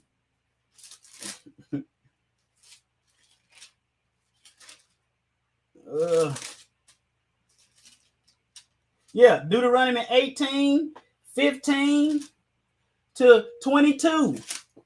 Yeshua is the prophet like unto Moses. You can read that in Acts chapter 3. You can read that in Acts chapter 7. Read it. He said, if ye abide in me and my words abide in you, you shall ask what ye will, and it will be done for you, because you got to ask according to apples of gold. Herein is my Father glorified, that ye bear much fruit, a lot of fruit. Why? The tree of life got a whole lot of fruit on it. People don't know this. Brother Riley, the Bible don't tell us what's on the tree of life. Yes, it do. It don't tell you what exact fruit, but I'm pretty sure apples and figs on it. I told you, go read Song of Solomon. Song of Solomon. See all them fruits. He said, if you keep my commandments, whoa. I'm about to skip something important. And the Father hath loved me, so I have loved him. Continue in my love. If ye keep my commandments, ye shall abide in my love. What's his love? The commandments. Even as I have kept my Father's commandments and abide in his love. Every tree that bringeth not good fruit is hewn down and cast into the fire. That tree of the knowledge of good and evil, everybody that keep eating from that tree, that keep eating figs off of it. To him that overcometh, y'all can't see it. It said, he that hath an ear, let him hear what the Spirit saith unto the churches. To him that overcometh will I give to eat of the tree of life. What church is he talking about right here? 7 churches. You ask them, what are the 7 churches in Asia Minor? They can't name none of them to you. To him that overcometh, I will give him to eat of the tree of life, which is in the midst of the paradise of Yah. Watch this. He said, I'm the but 4 Maccabees 18:16-19, apocryphal. He declared the Proverbs of Solomon, who said, he is a tree of life to all those that do his will. He used to verify Ezekiel, who said, shall these dry bones live? For he did not forget the song which Moses taught. Go watch our class, the Song of Moses. When you get to Revelation chapter 15, the Song of Moses and the Song of the Lamb, they got the same words. Everybody that's out there, let me give you a reference point. Let me give you a reference a reference point. Revelation chapter 15, verse 1 through 3. Well, really, verse 1 through 8. Read that whole thing. To the next section, I should say. Yeah, no. It's 8 verses in chapter 15 of Revelation. Read the whole thing. Same song. Proclaiming, I will kill and will make alive. This is our life and our length of days. What? Doing what he say? Enoch, because what we talking about, the tree of life. The tree of life, baby. And he said to me, Enoch, why do you ask me about the fragrance of the tree? And why do you, even back in Ezekiel chapter 47 that we read, it talked about the fragrance of them trees. We didn't read all of it, but it's back there. You can read Ezekiel chapter 47. Matter of fact, I want you to read on your own time Ezekiel chapters 38 all the way to the end. Read it. Then I answered him, saying, I wish to know everything, but especially about this tree. And he answered, saying, this high mountain which you have seen, whose summit is like the throne of God, it is his throne, where the holy great one, the Lord of glory, the eternal King, will sit. He shall come down to visit the earth with goodness. And as for the fragrant tree, no mortal is permitted to touch it until the great judgment. That's the tree of life. When he shall take vengeance on all and bring everything to its completion forever. Because everybody don't believe in Yeshua or obey him, they will be put to death. It shall then be given to the righteous and holy. Its fruit shall be for food to the elect. It shall be translated to the holy place, to the temple of the Lord, the eternal King. Then they said, rejoice and be glad, and enter into his holy place. It says, its fragrance shall enter into their bones, and they shall have long life on the earth, as your fathers did. And in their days there will be no sorrow, nor pain, nor torment, or toil. Then bless the God of glory, the eternal King, who has prepared such things for the righteous, and has created them and promised to give them to them. Galatians 5. But the fruit of the Spirit is what? Love, joy. These are the fruits that we want. The fruit of the Spirit is love, joy, peace, long suffering, gentleness, goodness, faith, meekness, temperance. Against such there is no law, against none of this. But it is a law against going against the love, joy, and peace of the Most High. And it says, and they that are Christ shall have crucified, you should have the flesh with the affections and lust. Don't do like Adam and Eve did. They set the tree of the knowledge of good and evil as the pupil of their eye, as the apple of their eye. Then said Yeshua unto his disciples, if any man will come after me, take up his cross and follow me. Take up your tree, follow me. For whosoever will save his life shall use it, and whosoever will lose his life for my sake shall find it. For what is a man profited if he shall gain the whole world and lose his soul, his own soul? Or what shall a man give in exchange for his soul? Ask these entertainers, they'll tell you. Cross. Some people, that's that kid, take care of your cross. Well, I'm gonna tell you, with the Most High, he don't care what it is. What was it made out of? If it was made out of wood, to him it's just a tree. Some people may say cross, okay, fine. But it's still a what? A tree. That word is stauros. Stauros. It says a cross. A well-known instrument of cruel and ignominious punishment borrowed by the Greeks and Romans from the Phoenicians. Woo, Phoenicians. To it were affixed among Romans down to the time of Constantine the Great, the cruelest criminals, particularly the basest slaves, robbers, and that's when they do it, all these robbers. They had, just senseless killing in my city.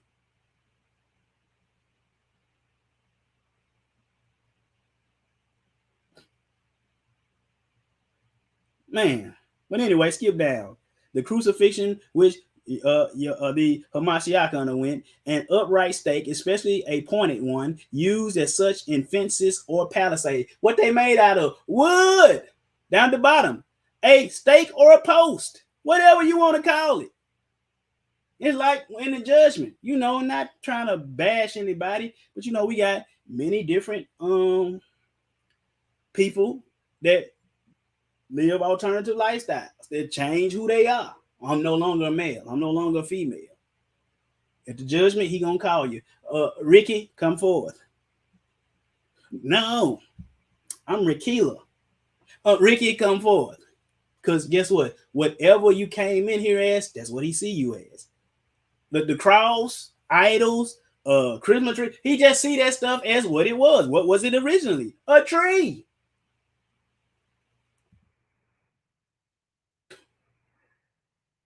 The God of our fathers raised up. This Acts chapter 5, I'm just going to show you what we see that he died on a tree. Tree. If you say cross, I ain't beating you up. You know what I'm saying? Because guess what? These are different crosses that they look like back then. It says, and the God of our fathers raised up Yeshua, whom you slew and hanged on a tree. We are witnesses of all things which he did both in the laws and this is Acts 10:39. And all in Jerusalem whom they slew and hanged on a tree. Who his own self, this 1 Peter 2:24, who his own self bear our sins in his own body on the tree, that we being dead to sins, what does that mean? Don't do it no more. Should live unto righteousness, by whose stripes ye were healed. Galatians 3:13, Paul, Christ has redeemed us from the curse of the law. What's that? Death. Being made a curse for us, for it is written, cursed is everyone that hangeth on a tree. Deuteronomy 22, let's get the precept. Line upon line, precept upon precept. Here a little, there a little. And if a man have committed a sin worthy of death, and he be put to death, and thou hang him on a what? A tree. His body shall not remain all night out upon the tree. See, it was tree. What if you want to call it a cross? Yeah, it's your prerogative. I don't mind. I look at it all the same. The most I see it is whatever it was. It was a tree, made out of a tree. But let's look up that word tree. That word is Zulon, that which is made of wood. Now, at first they were saying he died on a cross. Now they're saying them two different Greek words, styros, and all of the ones we just read now, they are Zulon, made from wood. The Most High just see it as wood, trees, whatever you want to call it. I'm a woman. No, Jimmy, no disrespect. Go watch our video called The Origin of. Love everybody. Everybody love the person, hate the sin. Where does it say that in the Bible? Oh, okay. All right. Watch this. Tree, wood. You get it. You get it. In the Old Testament, it was Etz. Remember I told you that? Tree, wood, timber, stock. They seen that a tree, he got to die on a tree. The last Adam had to die on a tree. Well, you know, he said, and they came out, but if you want to call it cross, hey, no big deal. And as they came out, they found a man of Cyrene, Simon, a black dude. Go watch our Bible as a Black History class. Man, they blocked it in Israel. Nobody in Israel can watch it. It's blocked. I was like, wow. Got almost 4,000 views, though. Birthday class just went over 15,000. Praise the Most High. Him they compared to bear his cross. And when they were come to a place called Golgotha, that is to say, a place of what? Skull. Simon Altaf, and let me pull it down.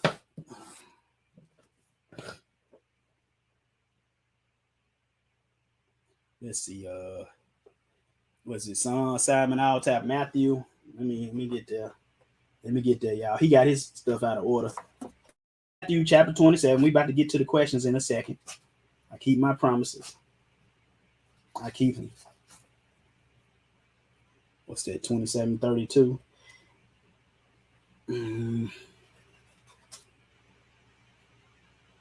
Okay. He says that the word Hebrew for skull, Golgotha, is skull, but he also says that he also said that the word cross, the word styros was changed to cross in the 4th century. I wish I would have put it in here, but you can look that up on your own, right? I wish I would put it in here. All right, but what a place called Golgotha, that is to say, a place of skull. His peace was taken from him. I'm trying to tell you, he became a curse for you. Like them animals, they became curses. The Most High said, okay, animal blood over for right now. Even when Yeshua died, resurrected, and ascended on high, they were still doing animal sacrifice. The writer of Hebrews said that was still going on. He said it's ready to vanish away. When did it vanish away? In 70 AD, when Jerusalem was sacked by the Romans, right? But I'm going to show you this place called Golgotha, that is to say, a place called the skull. The cartoon's been telling you this all the time. You're going to see a lot of stuff. It's been video probably about 6 minutes, so just watch it. He-Man. His alter ego name was who? Adam. Prince of what? Eternia. What? Let's watch it.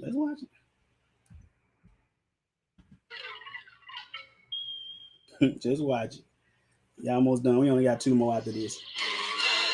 And the masters of the universe. Fair use. I don't own this video. I am Adam, Prince of Eternia, defender of the secrets of Castle Grayskull.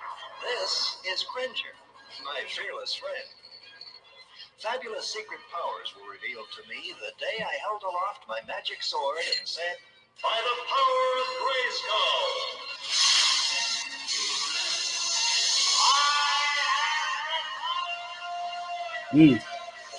Grayskull.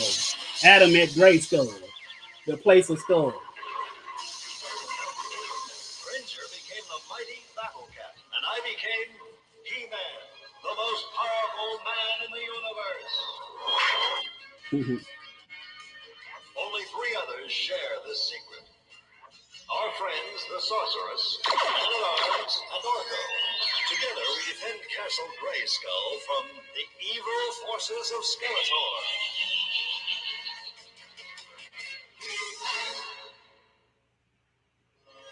Prince Adam no more. Wow.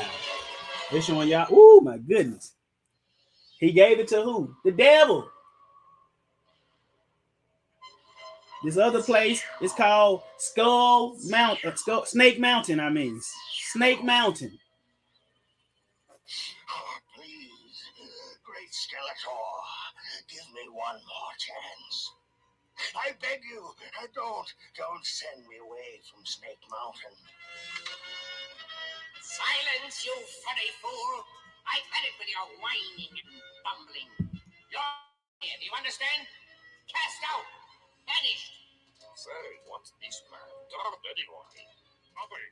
Skeletor's had... This time you each sought the All right, skip to another episode. Overcome the other.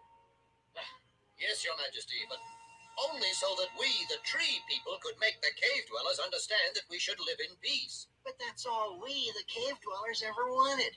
To live in harmony. So you see, it was all a simple misunderstanding. I guess the power to love and protect one another is sometimes hard to come by. Then go. Take the Star Child. You see what they have Adam talking about? Best of both, the caves and the trees. Well, He-Man, the most powerful man in the universe. He's a type of Christ in the entertainment world. Back in the 80s. It is so decreed. Well, All right, he's gonna change to another one. It's gonna give you a tree of life too.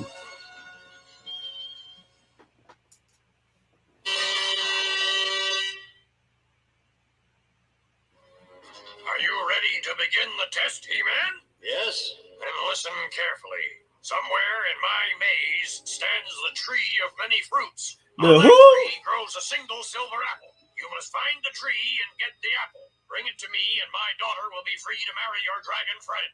Now that you know what's to be done, enter and good luck. Just a minute, Brindle. That Zem character might try to interfere. Once He-Man enters, no one else will be able to follow. My magic will see to that. That's what you think, Brindle.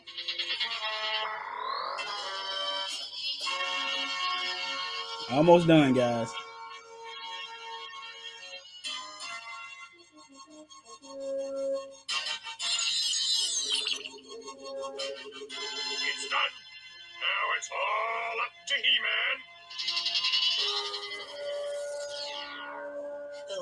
happening, Grenadier? The red Has dragon. become a test.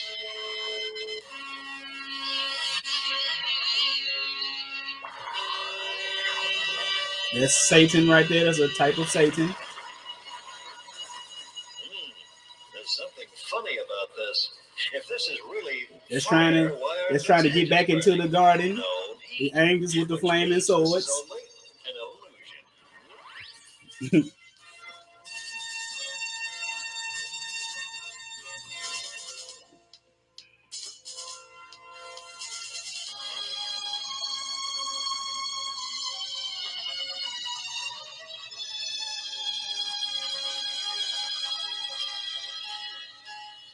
Can I help you, stranger? I'm looking for the tree of many fruits. The tree of many Seek fruits. the tree, To get the silver apple. then your quest is ended. Behold, But Brindle said the apple would be on the tree. perhaps he lied. Or don't you believe what you see? As a matter of fact, I don't. They saying this Adam wouldn't take it.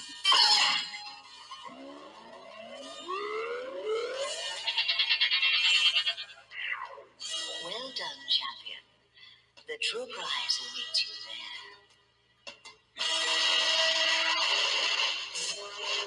there. Look at that. The tree of many The fruits. tree. There you go. With the apple of silver. You know the Bible said that the it's like a silver. So, but we'll keep it pushing though. But because what? The tree of life. And I didn't show you guys. I didn't put it in here. I thought I did, but I guess I didn't. We're gonna go to the tree. The people to say the Bible don't say what's on the tree of life. This is in New Jerusalem, the river of life, Revelation chapter 22, 1 through 5. And he showed me a pure river of water of life, clear as crystal, proceeding from the throne of Yah. That's 1, and from the throne of the Lamb. That's Yeshua. That's 2. In the middle of the street and on either side of the river was the tree of life, which bore 12 fruit, each tree yielding fruits in its every month. The leaves of the tree were for the healing of the nations. There would be no more curse. Why? Because we obey now. You heard me? But look at that. 12 fruit on the tree of life in Revelation chapter 22. I didn't put that in there. But anyway, the tree of life, you see it, love, joy, peace, meekness, goodness, temperance, long suffering. You see all of them. The tree of the knowledge of good and evil, competition, vanity, disharmony, human reasoning, envy. All of these ain't nothing but against the law and the prophets. Because Yeshua said, whatever you want people to do to you, you do it to them, because this is the law and the prophets. Matthew chapter 7. We heard? Last one. Then we're going to answer some questions. Revelation 22:12. And we early. It's 1:48. And behold, I come quickly, and my reward is with me, to give every man according as his work shall be. I am Alpha and Omega, the beginning and the end, the first and the last. Blessed are they that do. Do you see do? His what? Commandments, that they may have right to the tree of life. How do you get back to the tree of life? You got to keep Yeshua's commandments. And may enter, that you may have right to the tree of life, and may enter in through the gates of the city, into the city. For on the outside or without or on the outside are dogs and sorcerers and whoremongers and murderers and idolaters and whosoever loveth and maketh a lie. You love Christmas. That's a lie. Jesus wasn't born on Christmas. Yeshua wasn't born on Christmas. Yahweh wasn't born on Christmas. Ain't no Easter bunny. They ain't got nothing to do with the resurrection of Yeshua Mashiach. Go watch our great switcheroo class about Easter we did a couple years back. He said, I, Yeshua, have sent mine angel to testify unto you these things in the churches. What? Ephesus, Philadelphia, Pergamon, Sardis, I can't think of them right now. Sardis, Philadelphia, Pergamon. You look them up. You can find them. And early on in Revelation. Matter of fact, let me go on name them. Some Christians can't name them many. Revelations. Woo. Here we go. Sardis, Philadelphia, Laodicea. Yeah, that's the one I forgot. Pergamon, all of the like. Get out of here, folks. But brothers and sisters, I hope you know about apples and figs. You better do them apples of gold, them apples of silver in the right time. So we gonna stop. But today is a day for y'all questions. If you got one, you had all week to come up with it. I'll give you a few minutes to type it in. And while we wait for somebody to type it in, I'm gonna be like Yeshua. Watch this. If I perceive that you on here trying to entangle people in their words, trying to be wicked and evil, I ain't answering your question. So you can't do that. Yes, I can. Watch what Yeshua did. This is Matthew chapter 22, verse 15. It says, then the Pharisees went and plotted on how they might entangle him in his talk. And they sent him to him, their disciples, and the Herodians, saying, Teacher, we know that you are true and a teacher of the way, of God, a teacher in the way of God. In the truth, what's that? It's scrolling. It says, tell us, therefore, what do you think? Is it lawful to pay taxes to Caesar or not? But Yeshua perceived their wickedness. He said, why do you test me, hypocrites? That's what I'm going to say to you. Why are you testing me, hypocrites? We go to another one that he did.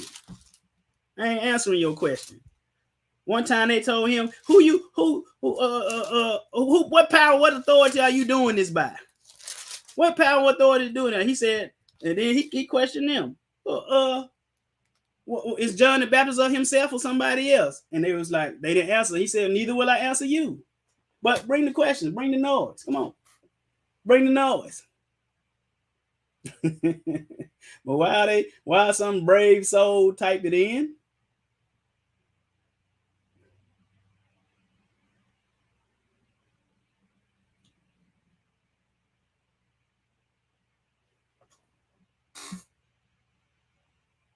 Where does the book of Susanna fit? You talking about in the Apocrypha? Well, hold on. Yanis was first. He said, who is wisdom? I'm going to go nuts if they don't find out for sure. Is she divine, a divine feminine? Did they not know about a divine feminine incorrupted? Wisdom is the laws of the Most High. Is the laws of the Most High. Now, some people, when you read throughout the Bible, it talks about wisdom in a feminine aspect. Why? Because most of the times women are wise, contrary to these dudes that don't want women saying nothing. It's just personification. Wisdom is not no divine feminine. It's just the word of Yah. That's all. It's just the word of Yah. They use personification. Where does the book of Susanna? Let me see. Let me pull it out. That's a good question. Where does it fit in the book of Daniel? Let me pull up. Here we go. Susanna. And Azarias stood up and prayed in this manner. Obviously, it's way after. They had already. To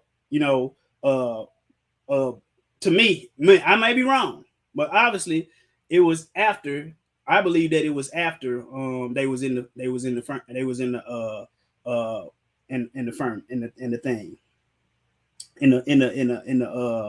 furnace of fire. I believe that it was after. Or you got two schools of thought. It could be this the prayer that I'm on the prayer of Azarias. You said Susanna.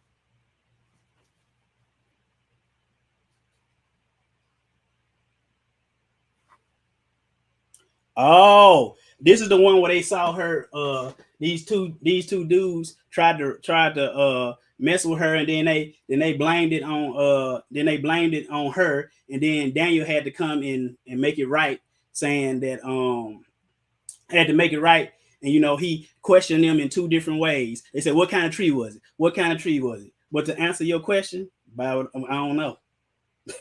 But the prayer of Azarias, which is before Susanna, that was, I believe, it was either, it could have been, we don't know. It could have been in the furnace or outside the furnace. But as far as Susanna, it doesn't really give us any point of reference as to what it could be. Yeah. Did Judas really die? Acts 1. You talking about Judas the betrayer? Are you talking about the betrayer? Type that in. You know, there's a lot of Judases in the Bible.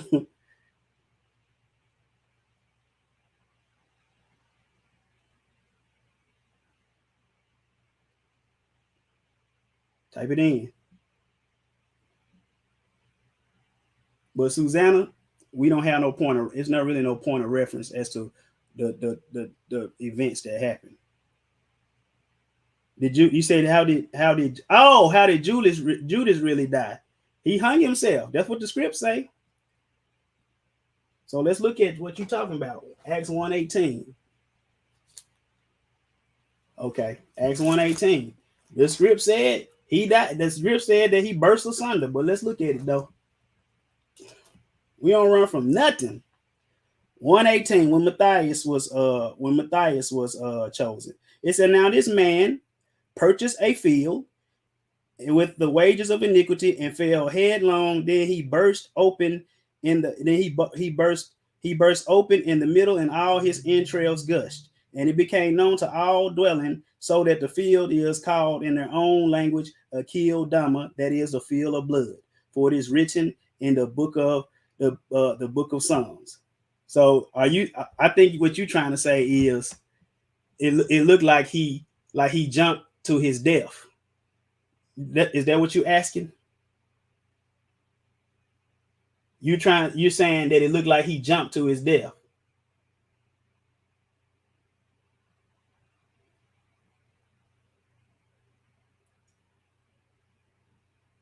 I know it'll take a long time because we in two different places. Yeah. You can the man probably climbed the tree. I think he died like the Bible say he died. Let's look at the Matthew account. What you say? He climbed the tree, had to go up there, tie up the rope. He had to tie the rope up, and he just jumped. And then when he caught him by the neck, he bust wide open. That's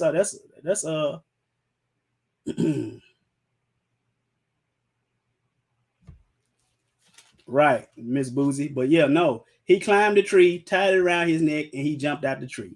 He probably jumped. We don't know how long the rope was, but whatever it was, he probably jumped headlong. He probably wasn't versed on how to kill himself, and that's what happened to him. But let's look at the Matthew chapter 27 account of it.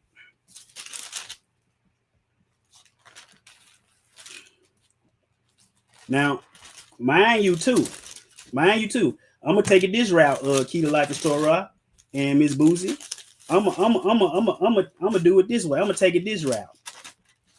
Now, who wrote Acts? Was he an eyewitness, or did he just somebody tell him about it? I'm going to believe the Matthew the Matthew account. The Matthew account, who was really there. So his version would trump whatever Luke said, because what Luke said, it came from second sources. So everybody don't know that Matthew, Mark, Luke, and John, all of them aren't eyewitnesses. John and Matthew are eyewitnesses. Mark, Luke, he got it from other eyewitnesses. So I'll say it like that. But we're gonna go ahead and we're gonna pick it up at Matthew chapter 27. You say 27 and I can't find it yet. 27 and 5. Okay, hold on. I'll take one more. Put it in there. I like this. Mark 27 and 5. And I have sinned, remorseful, first silver, saying I have sinned by betraying innocent. And they said, what is that to us? You see it. Then he threw down the pieces of silver in the temple and departed and went and hanged himself. So he climbed the tree. if people want to take Acts chapter 1, verse 18, saying he just jumped to his death, that is right. If he climbed the tree, tied to the highest branch and jumped down, gravity is what they call gravity is a heck of a drug. But give me one more. I want one more. Bible don't give us everything, guys. It don't give us. That's why a lot of people say, a lot of people, to not only Hebrews, people that don't believe the New Testament, people that don't believe the New Testament, they don't believe the New Testament because they look in like the New Testament, they might see, well, this particular prophecy, where is that at in Jeremiah? We can't read it. You operating under the assumption we don't have all of Jeremiah. We don't. All scholars say some of the fragments were so tore up, we ain't got all of it. So it could be written somewhere else. It's been many men that have stopped believing in the Messiah because they listening to these atheists out here that saying, where is this in the Bible? This prophecy was wrong. We ain't got all of Jeremiah. Even the Septuagint Jeremiah is shorter than the Masoretic Jeremiah. You see what I'm saying? Yes. He said, is there a second Exodus? Yes, but I'm not going to answer that today because that class coming up and I don't want to spoil it, Sister Erica. That's coming up. It'll probably be, if not next week, the week after. Do I think doubt is the enemy of faith? Yes, because faith comes by hearing. Hearing what? Whatever the Most High said. But if you doubt what he say, you're not pleasing to him. So doubt is the enemy. You're supposed to believe everything the Most High said. You shouldn't let nobody put no kind of doubt in your mind. None. Most High said, do this. You can't let somebody come and be like, well, no, it didn't say it like this. What about this? What about that? What the Most High said. I believe what he said. It ain't no doubt. I don't doubt what he said. So yeah, it is the enemy of fear. Revelation 2, 1 through 6. Oh, should mankind be buried or I got to go in order. I don't want to skip nobody. Should mankind be buried or cremated? What did Yeshua do? What happened to him? If we say we followers of Yeshua, when we see him die, what happened? He was put in the cave, buried in the cave. So if we say we follow him, we shouldn't be burning ourselves up. If it did, even at the great judgment, it's all gonna come back. It's gonna all come back up anyway. But Abraham, when Sarah died, what they do? We said we sees Abraham. What they do? He bought a cave to put Sarah in. Jacob, what did he do? He was embalmed and they buried him. Took him from Egypt and took him back to Israel. Okay. I hope I'm answering these right, guys. Let me see, what time is it? I'm gonna stay to 2:15. Bring them. Bring them.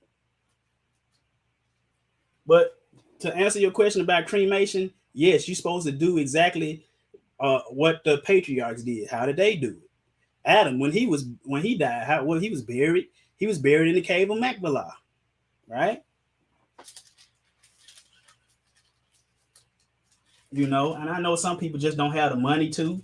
And so, like I said, it's exceptions to rules. The Most High. And then some people don't know. So, he ain't going, it's no doubt. It ain't no thou shalt not cremate. It ain't nowhere in there. But what he want, you really trying to do his job for him. At the resurrection, he want to burn folks, right? All right. Let's see who's next. Revelation 2, 1 through 6. Let's go to it. Revelations 2, 1 through 6. Okay. To the angel of the church of Ephesus, right. So you asking me, She said, hold on, Revelation 2, what is he saying to the angels? Oh, what is he saying to the angels? First off, a lot of people think that in Revelation chapter 2 that those are angels. That's not a angelic being. Angels means messenger. Those are the pastors of those specific churches. You see what I'm saying? Those are pastors of those particular churches. But you asking him, what is he saying to them? He's saying, get right or you gonna die. That's right. And some people might ask about the Nicolaitans. We don't have a lot of information. We don't have a lot of information on them.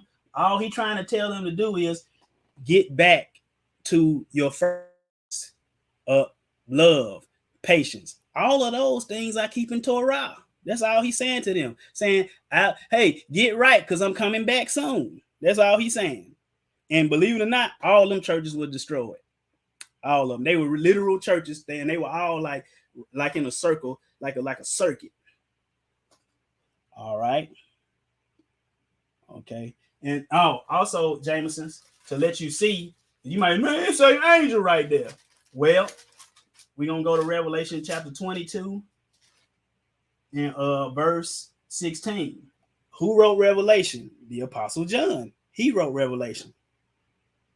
So and when Yeshua is giving the warning at the end, keep my commandments, I'm coming back, I'm gonna do this, I'm gonna do this, I'm gonna do this. But then he said, I, Yeshua, have sent my angel to testify you these things. Who is doing the testifying? John. He wrote the whole book of Revelation. So that's who that is. Well, who are the 24 elders? I can't answer that. The Bible don't give us everything, but is this Psalms 110, is this referring to the past or the future? Go to it. Boy, y'all got some questions. Let's go to it. I'm gonna read it and we're gonna go to it. All right.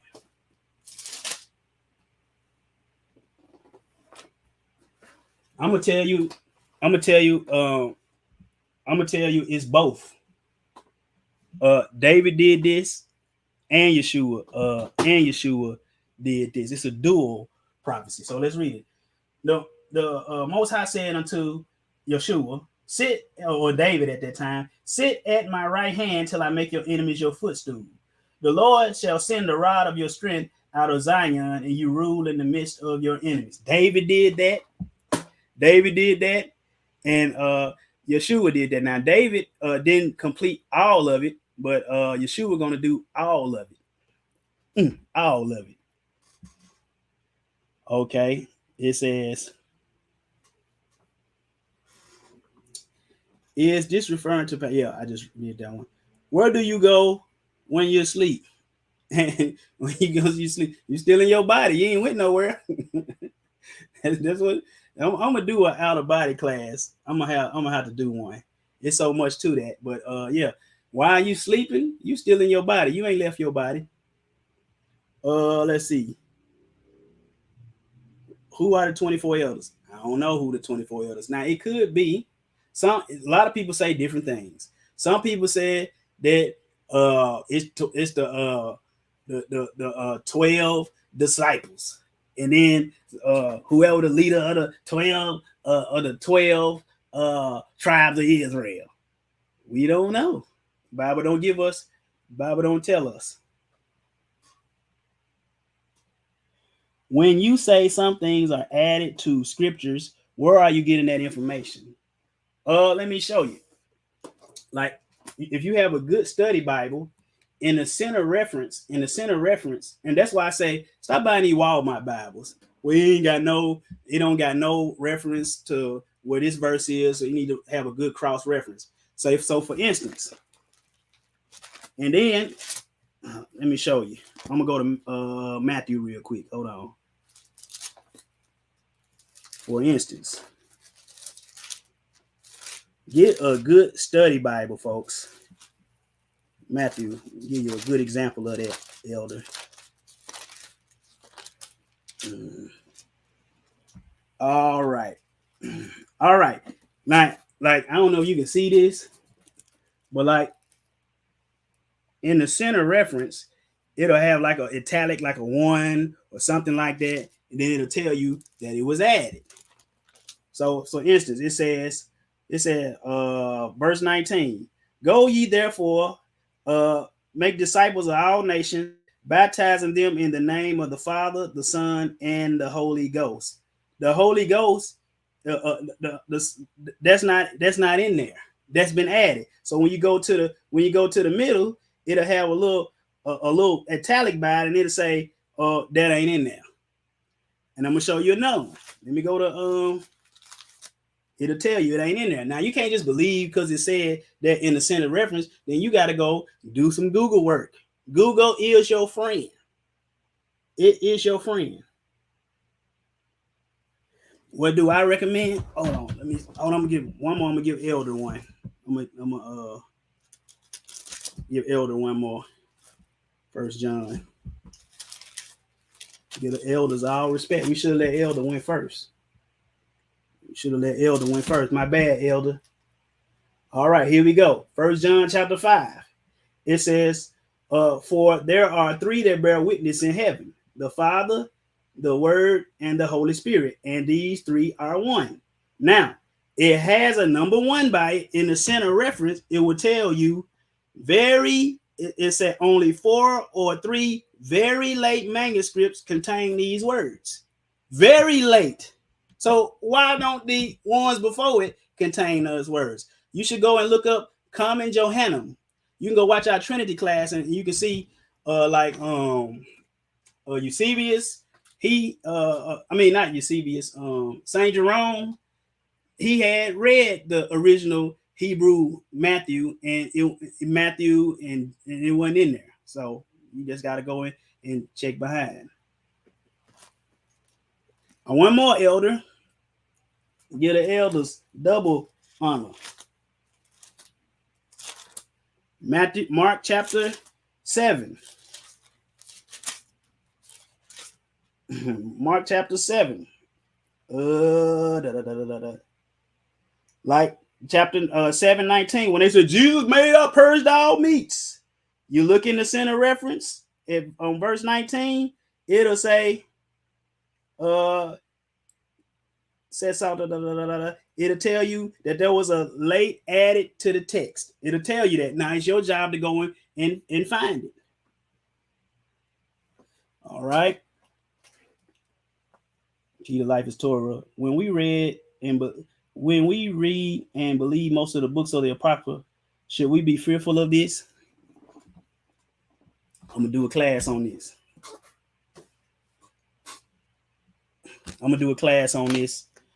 Real soon, showing the Messiah in the Apocrypha. He all in the Apocrypha. Stuff that he said is all in there. So yes, the Apocrypha, except for I use Septuagint. So, but I believe everything that's in the Apocrypha except in the Septuagint, 2nd Ezra is not in here. So I don't believe 2nd Ezra. 2nd Ezra has false prophecies and stuff in there too. So yeah, I say all of it except 2nd Ezra, because 2nd Ezra ain't in the Septuagint. When the Hebrews translated the writings, the laws, the writings, and everything, they didn't include that. The Hebrew Israelites, they didn't include no 2nd Ezra. Get you a Septuagint. It ain't in there. A Greek Septuagint. All right.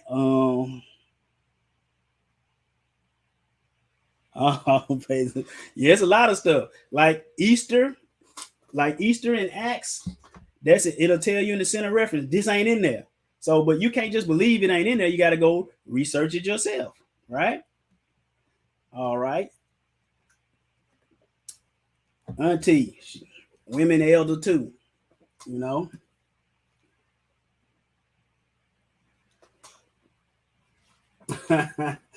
Oh, I just read that question, Sister Yanis. Right after I do aunties, I've heard of all of that. Where like they was like, you know, we all were pre-existent, you know. That's when you getting into the. Well, let me do auntie first. She an elder. She getting up there. Hold on. Leviticus, what you say? Should we be still confessing the iniquities of our father? Yeah. Yeah. All of everybody else did. You're supposed to be constantly praying for your people. Praying for your people, for the household of Israel. And that includes those that have been engrafted in. You're supposed to be praying. But yeah, Yanis, that is a lot of Gnosticism. You getting into like a lot of the things that the Gnostics believe, and the word Gnostic just means to know, but the scriptures don't tell us none of that. So, and the scripture, all them Gnostic books, I kind of read them with clenched teeth. So no, I don't think that, I've heard people say we went somewhere, like, believe it or not, Mormons teach that. Mormons teach that, guys, that, we were pre-existing, and then we got to come down here, and then we come down here, our memories are wiped. And they teach that we were part of the fall, the angelic fall, and that, we're here to walk this life out again and do it right this time. That's what they teach. So, what's his name? Joseph Smith and them, the Nephites and the Jaredites and the who else? The Nephi, the Lamanites, because even, man, it's a lot.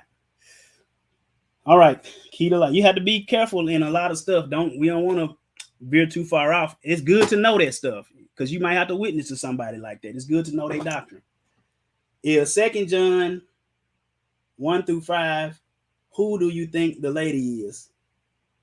You talking about 2 John chapters 1-5? Or 1-5? Or type that in.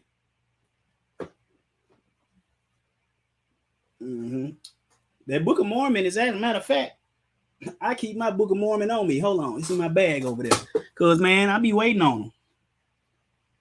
Hold on. Whew, my back, y'all.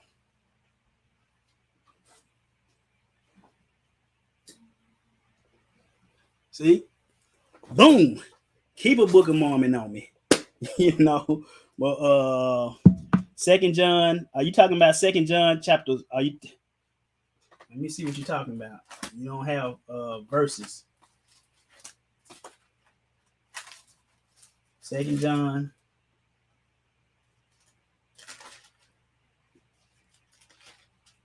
Oh, you're talking about when he's saying 2 John. Give me what you talking about. 1 John 1-5. Okay. Let me take a look at it.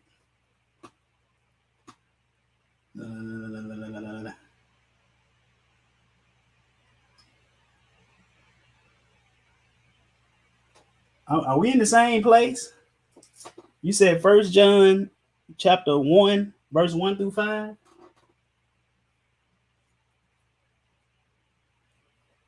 I think I'm here. It said, we'll just read it. It says, that which was from the beginning, thing you have heard, which we have seen with our eyes, which we have looked upon, and our hands have handled, concerning the word of life.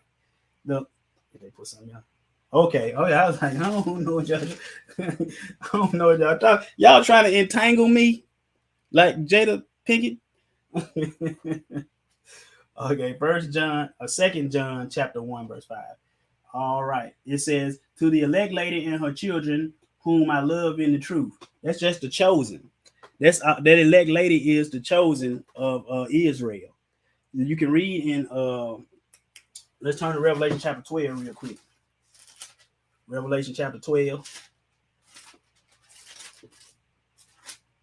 Revelation chapter 12. That is the elect and the chosen. So who is the elect and chosen? Israel and anybody that's engrafted in. But when you read about the woman, the child, and the dragon, it says, now a great sign appeared in heaven. This Revelation 12:1. A great sign appeared in heaven, a woman clothed with the sun, with the moon under her feet, and her head a garland of 12 stars. Then, being with child, she cried out in labor and in pain gave birth. So who is this woman? See, the Bible, the book of Revelation, it's a book that test your knowledge. It tests your knowledge to see if you know what the scripts say. So how I know that's Israel, because you got to go to hold up. You got to go back to when Joseph had his dream. Watch this. When Joseph had his dream in Genesis. Hold on, let me turn to it. Let me keep your hand in Revelation chapter 12. Let's go to Joseph when he had his dream. Hold on. Hold up. Okay, here it is. See now, in Genesis chapter 37, this is how you know that this is talking about the chosen, the elect ones, who was what? Israel. It says, Genesis 37, and you start with verse, let's see what he said. Here we go. Verse 9. Then he dreamed still another dream and told his brothers and said, look, I have dreamed another dream, and this time the sun, the moon, and the 11 stars bow down to me. Who is this symbolic of in the sun symbolic of in this dream? Jacob. Who is the mama that, I mean, not the mama, who is this the sun, who the moon, who is that for? That's Jacob's wife. And who are the 11 stars? There are all of Jacob's 11 children except Joseph, because he said, all of you bow down to me. Now, all of this happened when Joseph went into captivity. When Joseph went into captivity, and a famine came, and they all had to come back humbly to him. So that happened then. But come back to Revelation chapter 12, and so John is just, what he really doing is he kind of using old scripture to tell a point. So it will say, watch this. It says, and now a great sign appeared in heaven, and a woman clothed with the sun, with the moon under her feet, and her head with garland of 12 stars. So again, Jacob, whoever his wife is, and all of the 12 tribes of Israel. It's letting you know that this is symbolic for the elect ones. I hope that makes sense. Is it any truth to America being the promised land or some portion of America? No, get out that Book of Mormon. Oh, yeah. You man, come on. I might stay to 2:30. Come on, give me some more. This fun. Oh, yeah, the study Bible. Well, I would say the one that I use is the New King James Bible. This is it's out, but any New King James version, I read the King James and the New King James. I have a parallel Bible across the way where I study it side by side. This Bible has the same thing in it that Bible has. Let me go over here and get it. Hold on. I would say get you a parallel Bible. Get you any kind of parallel Bible where you got the King James and the New King James, because the Bible is full of archaic English, and that's why a lot of people don't know what it say. But if you reading it side by side, you can get the let me get this dang. I bought it. Don't laugh at this Bible, y'all. I have multiple Bibles. I have the Hallelujah scriptures, but I have a parallel. Don't laugh, it's raggedy. But I have a parallel. I had a right parallel Bible on it. But it has, see what it has? It has New King James and New King James right next to each other. So I'll say get a parallel Bible and make sure it has good center reference notes, right? Also, I have a Scofield Bible. I don't tout that one. I just like to know that's what dispensationalism people, they use that Scofield Bible. But another good Bible right here is the Companion Bible. I don't believe everything in there, but these Bibles expensive. And also this Hidden Truth Hebraic Scrolls, that's a good Bible too, that I always be showing y'all out of. But my main Bible is this just a regular New King James, and I have a a parallel Bible. I read all versions of the Bible. That's what I should say. One more, guy, one more. Whoever get it in, or if one or two more, I'll just do two more.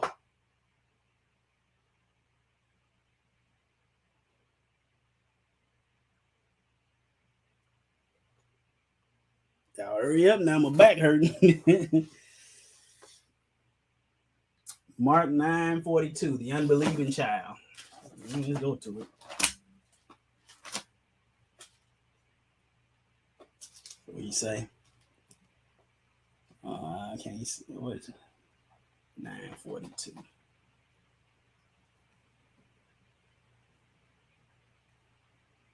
Oh. It said, but whoever causes one of these little ones who believe on me to stumble, it will be better for him if a milestone was held. I did a class called, it's on YouTube. You'll like this one.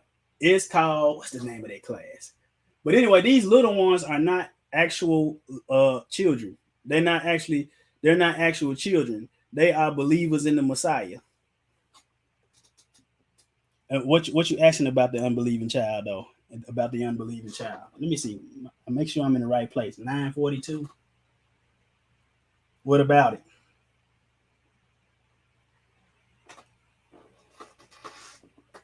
Those are not literal children. I'm gonna send y'all the class that I did on that. You know, it's believers in Messiah, new converts into Christ. If you cause them to stumble by teaching them false doctrine and false this, he said it's better that it's better that a millstone be hanging on your neck. So yeah, that's not a literal child.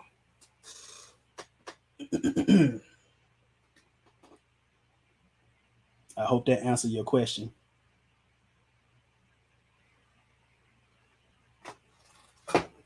All right, guys. Keep them coming next week. You know, I'll take it up to